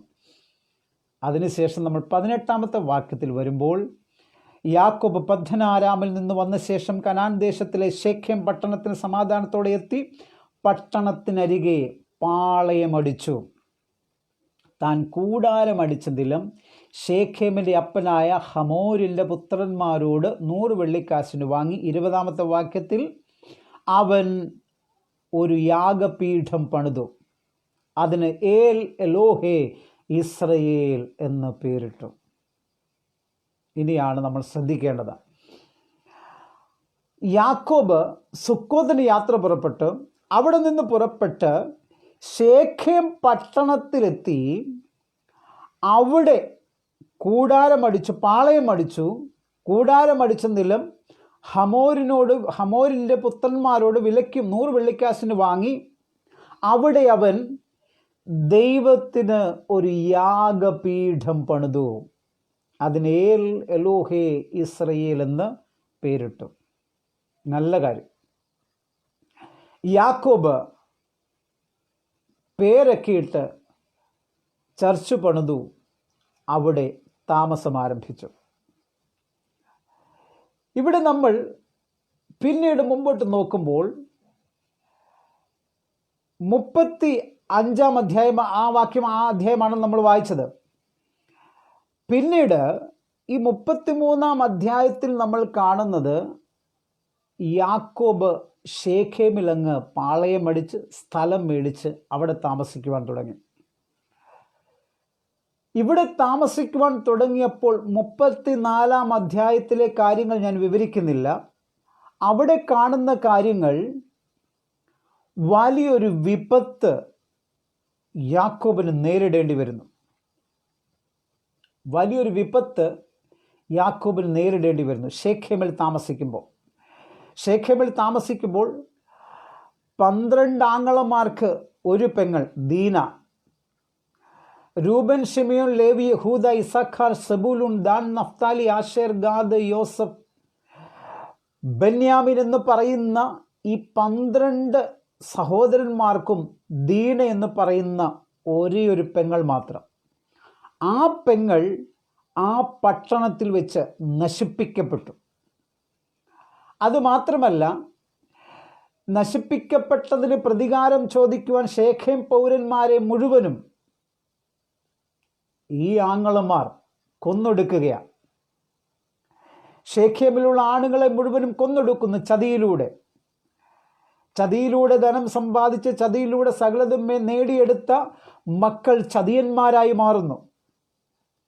ഇതാ ശേഖേമിൽ വെച്ച് യാക്കോബിന് വലിയൊരു വിപത്ത് നേരിട്ട് കഴിഞ്ഞപ്പോൾ യാക്കോബ് ഇവിടെ ഒരു ചോദ്യം ദൈവത്തോട് ചോദിക്കുന്നു, എന്താണ് ഇങ്ങനെ സംഭവിക്കാൻ കാരണം? അപ്പോൾ യാക്കോബിനോട് ദൈവം പറയുന്നൊരു പദമാണ് 35 അധ്യായം 1 വാക്യത്തിൽ, നീ പുറപ്പെട്ട് ബഥേലിൽ ചെന്ന് പാർക്ക. ഇവിടെ യാക്കോബ് ദൈവത്തിൻ്റെ സന്നിധിയിൽ ആരാധിക്കുന്നവനായിരുന്നു. ചെല്ലുന്ന ഇടത്തെല്ലാം ദൈവത്തിന് യാഗപീഠം പണിത് അവിടെ ദൈവത്തെ ആരാധിച്ചു. എവിടെ അറിയപ്പെടാത്ത ഒരു സ്ഥലത്ത് ചെന്ന് കല്ലെടുത്ത് തലയണ വെച്ച് അവിടെ കിടന്നുറങ്ങി അവിടെ ദൈവത്തെ ആരാധിച്ചു. അവിടെ ദൈവത്തിന് ആലയം പണിയുമെന്ന് ഉറച്ച് പ്രഖ്യാപിച്ചു. എന്നിട്ട് അവിടെ നിന്ന് കടന്നു പോകുന്നു. ധനസമ്പാദനമെല്ലാമായി തിരികെ വരുമ്പോൾ ഞാൻ തിരിച്ച് ബഥേലിലേക്ക് കടന്നു ചെല്ലാമെന്നുള്ള ആ തീരുമാനം യാക്കോബ് മറന്നു പോകുന്നു. ആ മറന്നു പോയത് മൂലം തനിക്കും തൻ്റെ മൃഗസമ്പത്തിനും എല്ലാം കഴിയുവാൻ കൊള്ളാവുന്ന ഒരു സ്ഥലത്ത്, ശേഖേം എന്ന് പറയുന്ന സ്ഥലത്ത് ഇതാ യാക്കോബ് കൂടാരമടിച്ച് കഴിയുകയാണ്. അതുമാത്രമല്ല, ഗിലെയാദിലായിരുന്നപ്പോഴും എവിടെയെല്ലാം ആയിരുന്നപ്പോഴും യാക്കോബ് അവിടെയെല്ലാം യാഗപീഠം പണിതു, ദൈവത്തെ ആരാധിച്ചു. ആരാധനയ്ക്ക് കുറവില്ല, ആരാധനയ്ക്ക് മുടക്കമില്ല. എന്നാൽ ദൈവത്തോട് പറഞ്ഞ തീരുമാനം ഇതാ യാക്കോബ് മറന്നുപോയി. ഇന്ന് പകലിൽ എന്നെ കേൾക്കുന്ന പ്രിയപ്പെട്ടവരെ, ഞാൻ നിങ്ങളെ ഓർമ്മിപ്പിക്കുവാൻ ആഗ്രഹിക്കുന്ന കാര്യം, ആരാധനയുണ്ട്, പ്രാർത്ഥനയുണ്ട്, ദൈവവചന ധ്യാനമുണ്ട്, സകലതും ഉണ്ട് എന്ന് പറയുമ്പോഴും അത് ദൈവം ആഗ്രഹിക്കുന്ന സ്ഥലത്ത് തന്നെ വേണമെന്നുള്ള കാര്യം നമ്മൾ മറന്നു പോകരുത്. പലപ്പോഴും നമ്മൾ തീരുമാനമെടുത്തിട്ട് പിന്മാറിപ്പോകാറുണ്ട്, തീരുമാനമെടുത്തിട്ട് അതിൽ നിന്ന് വ്യതിചലിച്ചു പോകാറുണ്ട്. അതിൽ നിന്ന് വ്യതിചലിച്ചു പോകുമ്പോൾ ഓർത്തുകൊള്ളുക, അത് ദൈവസന്നിധിയിൽ അക്ഷന്തവ്യമായ ഒരു തെറ്റാണ്. ദൈവത്തിന് ക്ഷമിക്കുവാൻ കഴിയാത്ത വിധം വലിയൊരു തെറ്റായി അത് പരിണമിക്കുന്നു. ഇവിടെ ശേഖേമിൽ ആരാധനയുണ്ട്, ആലയം പണിതിട്ടുണ്ട്, സ്ഥലം മേടിച്ച് ആലയം പണിത് അവിടെ ആരാധനയും തുടങ്ങിയിട്ടുണ്ട്. എന്നാൽ എവിടെയായിരുന്നാലും ആരാധിച്ചാൽ പോരെ എന്നൊരു ചോദ്യം നമ്മുടെ ഉള്ളിലുണ്ട്. ദൈവം പറയുന്നു നീ ബഥേലിലേക്ക് പോകാൻ പറയുമ്പോൾ നമ്മൾ പലപ്പോഴും ബഥേലിലേക്ക് പോകുവാൻ കഴിയാതെ പല കാരണങ്ങൾ, നമ്മുടേതായ കാരണങ്ങൾ കൊണ്ട്, നമ്മൾ തന്നെ പറഞ്ഞുണ്ടാക്കുന്ന കാരണങ്ങൾ കൊണ്ട് പലപ്പോഴും ബഥേലിലേക്ക് കടന്നു പോകുവാൻ കഴിയാതെ ഷേഖേമിൽ തന്നെ തമ്പടിച്ച് പാർക്കുന്നവരായി നമ്മൾ മാറുന്നുണ്ട്. എന്നാൽ ദൈവത്തിൻ്റെ ആത്മാവ് നമ്മോട് പറയുന്നത് നമ്മൾ ബഥേലിലേക്ക് പോകണം. ബഥേൽ എന്ന് പറഞ്ഞാൽ ആ വാക്കിൻ്റെ അർത്ഥം ഹൗസ് ഓഫ് ദ ലോർഡ്, ദൈവത്തിൻ്റെ ആലയമെന്നാണ്, ദൈവത്തിൻ്റെ ഭവനമെന്നാണ്. ആ ദൈവത്തിൻ്റെ ഭവനത്തിലേക്ക് മടങ്ങിപ്പോകണമെന്ന് ദൈവം നമ്മെക്കുറിച്ച് ആഗ്രഹിക്കുമ്പോൾ പല സമയത്തും ദൈവത്തിൻ്റെ ആ ഭവനത്തിലേക്ക് കടന്നു പോകുവാൻ കഴിയാതെ, ഞാൻ ഈ പറയുമ്പോൾ നമുക്കൊരു മടങ്ങി വരവാണ് ആവശ്യമെന്നുള്ളൊരു വിചാരത്തോടു കൂടിയാണ് ഞാൻ ഇന്ന് പകൽ നിങ്ങളോട് സംസാരിക്കുന്നത്. നമുക്കൊരു മടങ്ങി വരവ് ആവശ്യമാണ്. ദൈവം സകലതിനെയും മടക്കി വരുത്തുന്നവനായ ദൈവമാണ്. ദൈവം ആഗ്രഹിക്കുന്ന നിലയിലേക്ക് സകലതിനെയും കൊണ്ടുവരുവാൻ ആഗ്രഹിക്കുന്ന ദൈവമാണ്. ഇവിടെ ശ്രദ്ധിക്കേണ്ട ഒരു കാര്യം, ബഥേലിലെ നേർച്ചകളും ലൂസിൽ വെച്ച് നടത്തിയ നേർച്ചകൾ, ലൂസിൽ വെച്ച് നടത്തിയ കണ്ട ദർശനം, ലൂസിൽ വെച്ച് കിടന്നുറങ്ങിയ സംഭവം, പഴയ കാലങ്ങളെ മുഴുവനും പാടെ വിസ്മരിച്ചുകൊണ്ട് മുമ്പോട്ടുള്ള ജീവിത പ്രയാണത്തെ മാത്രം നോക്കിക്കൊണ്ട് അന്നേരത്തെ സുഖസൗകര്യങ്ങളും അന്നേരത്തെ രീതിയിൽ എനിക്കിങ്ങനെ തന്നെ ജീവിച്ചാൽ പോരാ, ബഥേലിൽ പോയാൽ അങ്ങനെ ജീവിക്കുവാൻ കഴിയില്ല, അതുകൊണ്ട് ഇപ്പോൾ അവസരം ലഭിക്കുന്നിടത്ത്, ഇപ്പോൾ എനിക്ക് ജീവിക്കുവാൻ കഴിയുന്നിടത്ത് ഞാൻ ഇങ്ങനെ ജീവിച്ചു കൊള്ളാം എന്ന് കരുതി യാക്കോബ് അവിടെ ജീവിച്ചപ്പോൾ യാക്കോബിന് ഹിതകരമായ കാര്യമല്ല ആ ദേശത്ത് സംഭവിച്ചത്. ഇന്ന് പകലിൽ എന്നെ കേൾക്കുന്ന പല പ്രിയപ്പെട്ടവരും ഇങ്ങനെയൊരു പറച്ചിലുണ്ട്, പ്രയോറിറ്റൈസ് യുവർ പ്രയോറിറ്റീസ് എന്ന് പറയും. എന്ന് പറഞ്ഞാൽ നമ്മുടെ മുൻഗണനകളെ യഥാസ്ഥാനപ്പെടുത്തുക എന്ന് പറയും. മുൻഗണനകളെ യഥാസ്ഥാനപ്പെടുത്തുക എന്ന് പറഞ്ഞാൽ നമുക്ക് ദൈവസന്നിധിയിൽ ആദ്യം ചെയ്യേണ്ടത് എന്താണ് എന്നതിനെ നമ്മൾ തിരിച്ചറിയണം. ദൈവസന്നിധിയിൽ ആദ്യം ചെയ്യേണ്ടത് എന്താണ്, അതിനെ തിരിച്ചറിയുവാൻ കഴിയാതെ നമ്മുടെ ഓരോ ചുവടുവെപ്പും ദൈവസന്നിധിയിൽ അത് തെറ്റായി മാറുകയാണ്, അത് പാപമായി മാറുകയാണ്. ഒന്നുകൂടെ അതിനെ ചേർത്ത് പറഞ്ഞാൽ, അത് അവിടെ നമ്മൾ ആരാധിക്കുന്നുണ്ടെങ്കിലും, പലരുടെയും സംസാരം എങ്ങനെയാണ്, ഇവിടെ നമുക്ക് ആരാധനയുണ്ടല്ലോ, ഇവിടെ നമുക്ക് പ്രാർത്ഥിക്കുവാൻ കഴിയുന്നുണ്ടല്ലോ, ഇവിടെ നമുക്ക് ആരാധിക്കുവാൻ കഴിയുന്നുണ്ടല്ലോ, ഇവിടെ നമുക്ക് വചനധ്യാനമുണ്ടല്ലോ, ദൈവം എനിക്ക് വഴികളങ്ങ് വെട്ടിത്തുറന്നിട്ടേക്കുക എന്ന നിലയിൽ നമ്മൾ പലപ്പോഴും നമ്മൾ ഇപ്പോൾ ആയിരിക്കുന്ന ഇടത്ത് പലപ്പോഴും നമ്മൾ സുഖലോലുപരായി തീരുമ്പോൾ ദൈവത്തിന് ആഗ്രഹമുള്ളത് എവിടെയാണെന്ന് ചോദിക്കുവാൻ നമ്മൾ പലപ്പോഴും മറന്നു പോകുന്നു. നമ്മുടേതായ ശരികൾ, നമ്മുടേതായ ഭാഗങ്ങൾ ന്യായീകരിച്ചുകൊണ്ട് നമ്മളിതാ മുമ്പോട്ട് പോയിക്കൊണ്ടിരിക്കുകയാണ്. ഇന്ന് എന്നെ കേൾക്കുന്ന പ്രിയപ്പെട്ടവരോട് എനിക്ക് പറയുവാനുള്ളത്, കർത്താവെ, ഞാൻ എവിടെ ആയിരിക്കണമെന്നാണ് ഞാൻ അങ്ങ് ആഗ്രഹിക്കുന്നത്, അത് ഇന്ന് പകലിൽ നമ്മൾ ചോദിച്ചിട്ടുണ്ടോ? നമ്മൾ അങ്ങനെ ദൈവത്തോട് ചോദിച്ചിട്ടുണ്ട്, കർത്താവെ, ഞാൻ എവിടെ ആയിരിക്കണമെന്നാണ് അങ്ങ് ആഗ്രഹിക്കുന്നത്? ഞാൻ ആഗ്രഹിക്കുന്നത് എൻ്റെ ഞാനിപ്പോൾ ആയിരിക്കുന്നിടത്ത് തന്നെ ആയിരിക്കാനാണ്. ഞാൻ ആഗ്രഹിക്കുന്നത് ഇവിടെ എങ്ങനെയെങ്കിലുമൊക്കെ സുവിശേഷ വേല ചെയ്ത്, ഇവിടെ എങ്ങനെയെങ്കിലുമൊക്കെ ജോലി ചെയ്ത്, ഇപ്പോൾ കിട്ടുന്നതൊക്കെ കൊണ്ട് അങ്ങ് ജീവിക്കുക, ഇവിടെയും ആരാധിക്കാമല്ലോ എന്ന നിലയിലാണ് പലപ്പോഴും നമ്മൾ ചിന്തിക്കുന്നത്. എന്നാൽ കർത്താവ് ചോദിക്കുന്നു, നീ ഞാൻ ആഗ്രഹിക്കുന്ന ഇടത്താണോ നിൽക്കുന്നത്? അതാണ് നമ്മുടെ യഥാർത്ഥ സ്ഥലമെന്ന് പറയുന്നത്. അവിടെ ആയിരിക്കണം നാം ദൈവത്തെ ആരാധിക്കേണ്ടത്. ഇവിടെ യാക്കോബിനോട് ദൈവം പറയുന്നു, യാക്കോബേ, നീ ബഥേലിലേക്ക് തിരിച്ചു പോക, നീ ബഥേലിലേക്ക് പോക എന്ന് യാക്കോബിനോട് ദൈവം പറയുന്നു. അത് കേട്ട് യാക്കോബ് തൻ്റെ കൂടെയുള്ളവരോട്, തൻ്റെ കുടുംബത്തോട് പറയുന്ന കാര്യമാണ് നമ്മൾ വായിച്ച കുറിവാക്യം, നാം പുറപ്പെട്ട് ബഥേലിലേക്ക് കടന്നു പോകാം. ഒരു ലോക്ക്ഡൗണിൻ്റെ സമയത്താണ്, അല്ലെങ്കിൽ നമുക്ക് പുറത്തിറങ്ങി സ്വൈരവിഹാരം നടത്താൻ കഴിയാത്തൊരു കാലഘട്ടത്തിലാണ് നമ്മൾ ആയിരിക്കുന്നത്. ഒരു കാര്യം ഓർമ്മിപ്പിക്കട്ടെ, ഇതിൻ്റെ പിന്നിൽ ദൈവത്തിനൊരു ഉദ്ദേശമുണ്ടെന്ന് എത്ര പേർ തിരിച്ചറിയുന്നുണ്ട്? ദൈവം ആഗ്രഹിക്കുന്ന ഇടത്തേക്കൊരു മടങ്ങിപ്പോക്ക് ദൈവം ഈ ലോക്ക്ഡൗണിൽ നടത്തി കഴിഞ്ഞു എന്ന് എത്ര പേർ തിരിച്ചറിയുന്നുണ്ട്? യെരുശലേം ദേവാലയം ദൈവം നശിപ്പിച്ചു കളഞ്ഞു.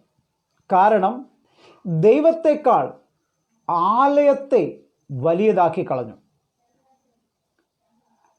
വീണ്ടും നമ്മൾ ഇങ്ങോട്ട് നോക്കുമ്പോൾ ഹെരോദാവിൻ്റെ ദേവാലയം,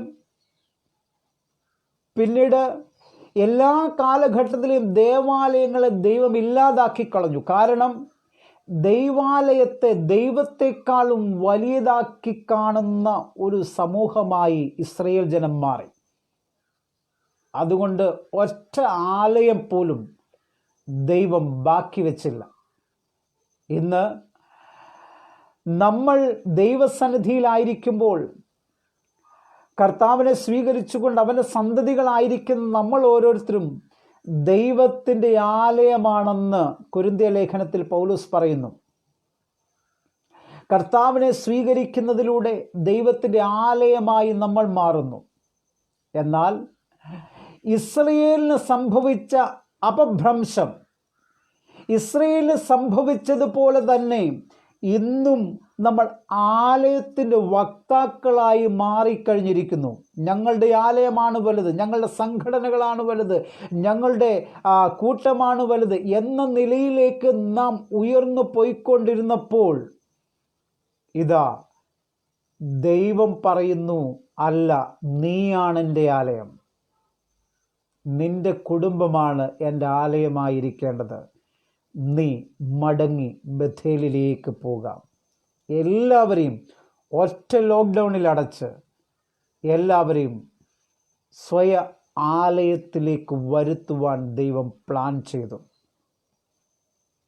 ഞാനൊരു കാര്യം ഓർമ്മിപ്പിക്കട്ടെ. യെരുശലേം ദേവാലയത്തിൽ എല്ലാവരും ചേർന്നിരുന്ന യെരുശലേമിൽ സഭ ഉളവായി കഴിഞ്ഞപ്പോൾ എല്ലാവരും ചേർന്ന് യെരുശലേമിൽ ആരാധിക്കാൻ തുടങ്ങി. എല്ലാ ദിക്കുകളിൽ നിന്നും എല്ലാ ദേശങ്ങളിൽ നിന്നുമുള്ളവർ യെരുശലേമിൽ വന്ന് വസിക്കുവാൻ തുടങ്ങി. അപ്പോൾ ദൈവത്തിന് മനസ്സിലായി, ദൈവം പറഞ്ഞത്, എൻ്റെ ആത്മാവ് നിങ്ങളുടെ മേൽ വരുമ്പോൾ നിങ്ങൾ ശക്തി ലഭിച്ചിട്ട് യെരുശലേമിലും യഹൂദയിൽ എല്ലായിടത്തും ശമര്യയിലും ഭൂമിയുടെ അറ്റത്തോളം എൻ്റെ സാക്ഷികളാകുവിൻ എന്ന് പറഞ്ഞ വാക്ക് അനുസരിക്കാതെ ഇവർ ഇതാ യെരുശലേമിൽ ഇതാ കുടിയിരിക്കുകയാണ്. ദൈവത്തിന് മനസ്സിലായി, അങ്ങനെ കുടിയിരുന്നാൽ ഞാൻ അവരോട് പറഞ്ഞ വാഗ്ദത്തം നിറവേറുകയില്ല, അവർ ചെയ്യണമെന്ന് ഞാൻ പറഞ്ഞ കാര്യം അവർക്ക് ചെയ്യുവാൻ കഴിയുകയില്ല. ആയതിനാൽ ദൈവം യെരുശലേമിലെ സഭയിലേക്ക് 8-ാം അധ്യായത്തിൽ നമ്മൾ വായിക്കുമ്പോൾ അപ്പോസ്തല പ്രവൃത്തികൾ അവിടെ യെരുശലേം ദേവാലയത്തിലേക്ക് വലിയൊരു പീഡയെ ദൈവം അയക്കുന്നു. ഞങ്ങൾ ബൈബിൾ കോളേജിൽ പഠിച്ചപ്പോൾ ഞങ്ങളെ പഠിപ്പിച്ചൊരു മിഷണറി പറഞ്ഞൊരു വാക്കുണ്ട്, ഡു വാട്ട് ആക്ട്സ് 1:8 says എന്ന് പറഞ്ഞാൽ, ഒന്നുകിൽ പ്രവർത്തിക്കുക. ഏത്? അപ്പോസ്തല പ്രവൃത്തികൾ 1:8, അല്ലെങ്കിൽ സഫർ ആക്ട്സ് 8:1 എന്ന് പറഞ്ഞാൽ അപ്പോസ്തല പ്രവൃത്തി 8:1 പോലെയുള്ള ഉപദ്രവം അല്ലെങ്കിൽ നിങ്ങൾക്ക് സഹിക്കേണ്ടി വരും. അതുകൊണ്ട് ദൈവസഭ പുറത്തിറങ്ങി പ്രവർത്തിക്കാതിരുന്നപ്പോൾ ദൈവം തൻ്റെ പദ്ധതിക്ക് വ്യത്യാസം വരുത്തി. ഇതാ വലിയൊരു ഉപദ്രവം സഭയ്ക്ക് നേരിട്ടു. ചിതറിപ്പോയി. നമ്മൾ താഴോട്ട് വായിക്കും വളരെ രസകരമായി തോന്നും. ചിതറിപ്പോയവർ യഹൂദ്യ ശമര്യ ഇടങ്ങളിലേക്ക് ചിതറിപ്പോയി എന്ന് എഴുതിയിരിക്കുന്നത്. ഒരു പക്ഷെ നിങ്ങൾക്കത് വായിക്കുമ്പോൾ അതിശയം തോന്നും.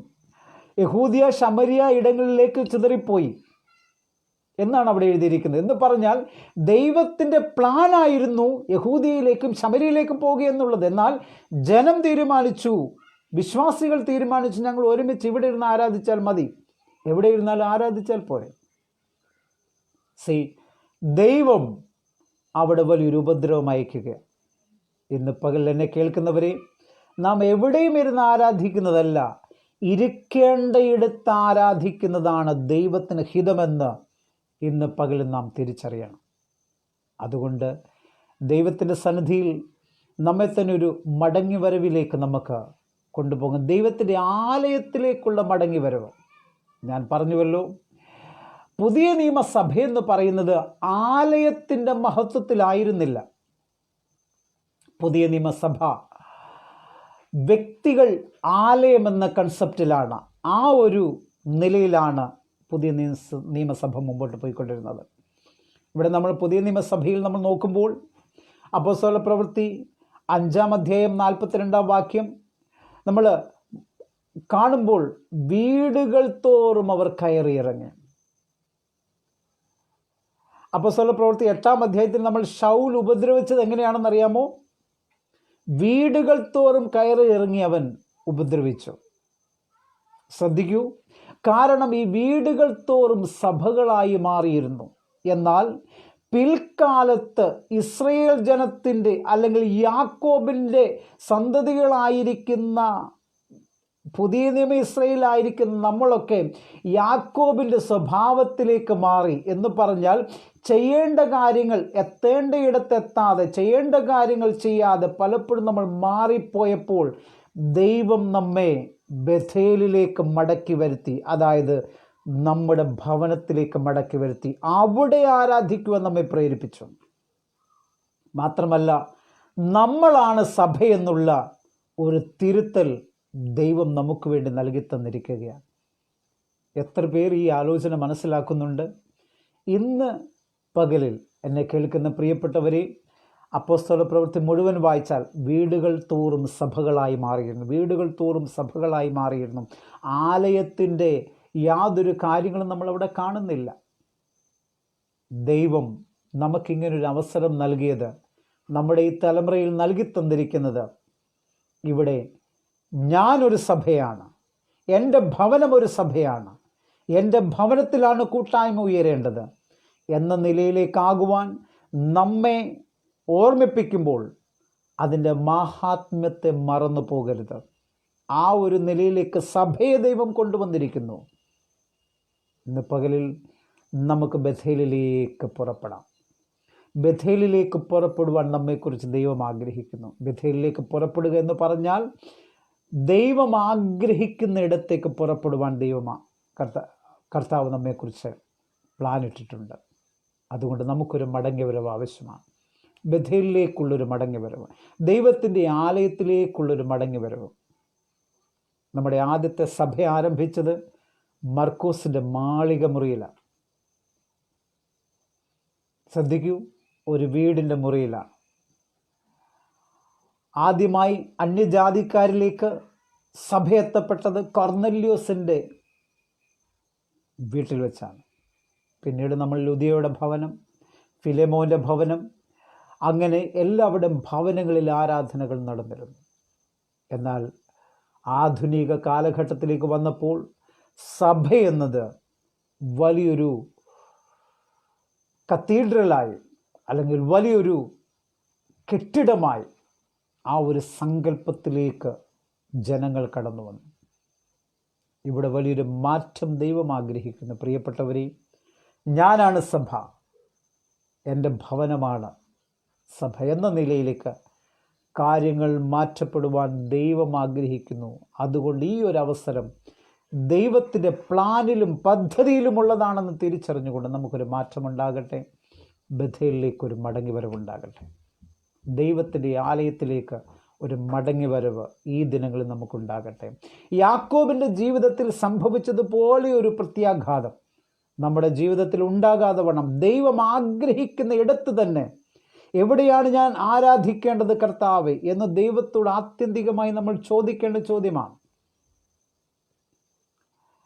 ഗിലെയാദിൽ യാഗപീഠം പണിതു, പെനിയേലിൽ യാഗപീഠം പണിതു, ബഥേലിൽ യാഗപീഠം പണിതു, എല്ലായിടത്തും ശേഖേമിൽ യാഗപീഠം പണിതു, എല്ലായിടത്തും യാഗപീഠം പണിതിട്ടും ആ ആരാധനകളിൽ ഒന്നും ദൈവത്തിന് പ്രസാദമില്ല. ദൈവത്തിൻ്റെ പേരിലെന്ന് പറഞ്ഞുകൊണ്ട് നാം ചെയ്യുന്ന എല്ലാ പ്രവൃത്തികളും ദൈവം അംഗീകരിക്കുന്നില്ല. ദൈവം ആഗ്രഹിക്കുന്നിടത്ത് ദൈവം പറയുന്നത് പോലെ ചെയ്യുന്ന കാര്യങ്ങളിൽ മാത്രമേ ദൈവത്തിന് പ്രസാദം. അതുകൊണ്ട് we should come back to Bethel. നമുക്ക് ബഥേലിലേക്കൊരു മടങ്ങി വരവുണ്ടാകട്ടെ. നമ്മൾ എടുത്ത തീരുമാനത്തിലേക്കൊരു മടങ്ങി വരവുണ്ടാകട്ടെ. ദൈവം ആഗ്രഹിക്കുന്നിടത്തേക്കുള്ളൊരു മടങ്ങി വരവ് ഇന്ന് പകലുണ്ടാകട്ടെ. അതുകൊണ്ട് യാക്കോബിനോട് ചേർന്ന് നമുക്കും പറയാം, പുറപ്പെട്ട് ബഥേലിലേക്ക് പോകാം. ആ ബഥേലിൽ ചെന്നാൽ നമുക്കവിടെ ദൈവത്തിൻ്റെ സാന്നിധ്യം അറിയുവാൻ കഴിയും. ആ ബഥേലാണ് നമുക്ക് വേണ്ടി, നമ്മുടെ തലമുറകൾക്ക് വേണ്ടി ദൈവം നൽകിയിരിക്കുന്ന സ്ഥലമെന്ന് പറയുന്നത്.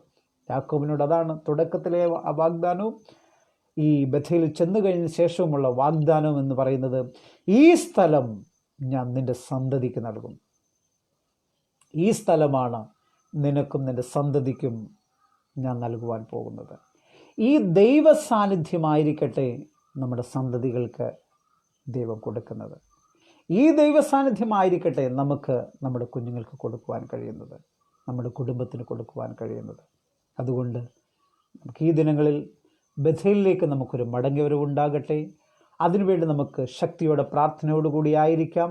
ദൈവം ആഗ്രഹിക്കുന്ന ഇടത്ത് തന്നെ നിലനിൽക്കുവാൻ. യഥാസ്ഥാനം എന്ന് പറഞ്ഞാൽ അതാണ് അർത്ഥമാക്കുന്നത്. യഥാസ്ഥാനം എന്ന് പറഞ്ഞാൽ ശരിയായ സ്ഥാനം, ആയിരിക്കേണ്ട സ്ഥാനം, ആയിരിക്കുന്ന സ്ഥാനമല്ല, ആയിരിക്കേണ്ട സ്ഥാനം. ആ സ്ഥാനത്ത് തന്നെ, ആയിരിക്കേണ്ട ഇടത്ത് തന്നെ ആയിരിക്കുവാൻ, ആ ബഥേലിലായിരിക്കുവാൻ കർത്താവ് നമ്മെ എല്ലാവരും ഇടയാക്കുമാറാകട്ടെ എന്ന് ഓർമ്മിപ്പിച്ചുകൊണ്ട് എൻ്റെ വാക്കുകളെ ഞാൻ അവസാനിപ്പിക്കുന്ന. ഒരു നിമിഷം നമ്മുടെ കണ്ണുകളെ അടയ്ക്കാം. പരിശുദ്ധനായ കർത്താവേ, ഞങ്ങളെ തന്നെ അങ്ങോട്ട് സ്ഥലത്തിൽ സമർപ്പിക്കുന്നു. ഇന്ന് ഞങ്ങളെ കേൾപ്പിച്ച നല്ല ആലോചനയ്ക്കായി സ്തോത്രം. കർത്താവെ, ഞങ്ങൾ ഏത് സ്ഥലത്ത് ആയിരിക്കണമെന്നും ഞങ്ങൾ എങ്ങനെ മുമ്പോട്ട് പോകണമെന്നുള്ള ദൈവിക ആലോചനകൾ പകർന്നു തന്ന് അടിയങ്ങളെ അനുഗ്രഹിക്കണം. കർത്താവെ, ഞങ്ങൾ ഏത് നിലയിലായിരുന്നാലും കർത്താവിൻ്റെ ആഗ്രഹം ഞങ്ങൾ നിറവേറുവാൻ അങ്ങോട്ട് സന്നിധിയിൽ സമർപ്പിക്കുന്നു. കർത്താവെ, യാക്കോബിൻ്റെ ജീവിതത്തിൽ യാക്കോബ് പറഞ്ഞതുപോലെ തന്നെ പുറപ്പെട്ട് ബഥേലിലേക്ക് പോകാം. ഞങ്ങളങ്ങ് ബലപ്പെടുത്തണം, ശക്തീകരിക്കണം. ഇതിൽ സംബന്ധിച്ച എല്ലാ പ്രിയപ്പെട്ടവരും അനുഗ്രഹിച്ചുകൊണ്ട് പ്രാർത്ഥിക്കുന്നു. ഈ ദിനങ്ങൾ ശരിയായ തീരുമാനമെടുത്തുകൊണ്ട് ഓരോ ചുവടും മുന്നോട്ട് വെക്കുവാൻ അവരെല്ലാവരും അനുഗ്രഹിക്കണം. പ്രാർത്ഥന കേട്ട കൃപയ്ക്കായി സ്തോത്രം, യേശുവിൻ്റെ നാമത്തിൽ തന്നെ ആമേൻ. ഇത്രത്തോളം സമയം അനുവദിച്ചെന്ന ഇതിൻ്റെ അഡ്മിന്മാർക്കും അതേപോലെ തന്നെ ശ്രവിച്ച എല്ലാ പ്രിയപ്പെട്ടവർക്കും ഒരിക്കൽ കൂടി വന്ദനവും സ്നേഹവും അറിയിക്കുന്നു. കർത്താവ് നമ്മെല്ലാവരെയും ധാരാളമായി അനുഗ്രഹിക്കുമാറാകട്ടെ. God bless you. ആമേൻ.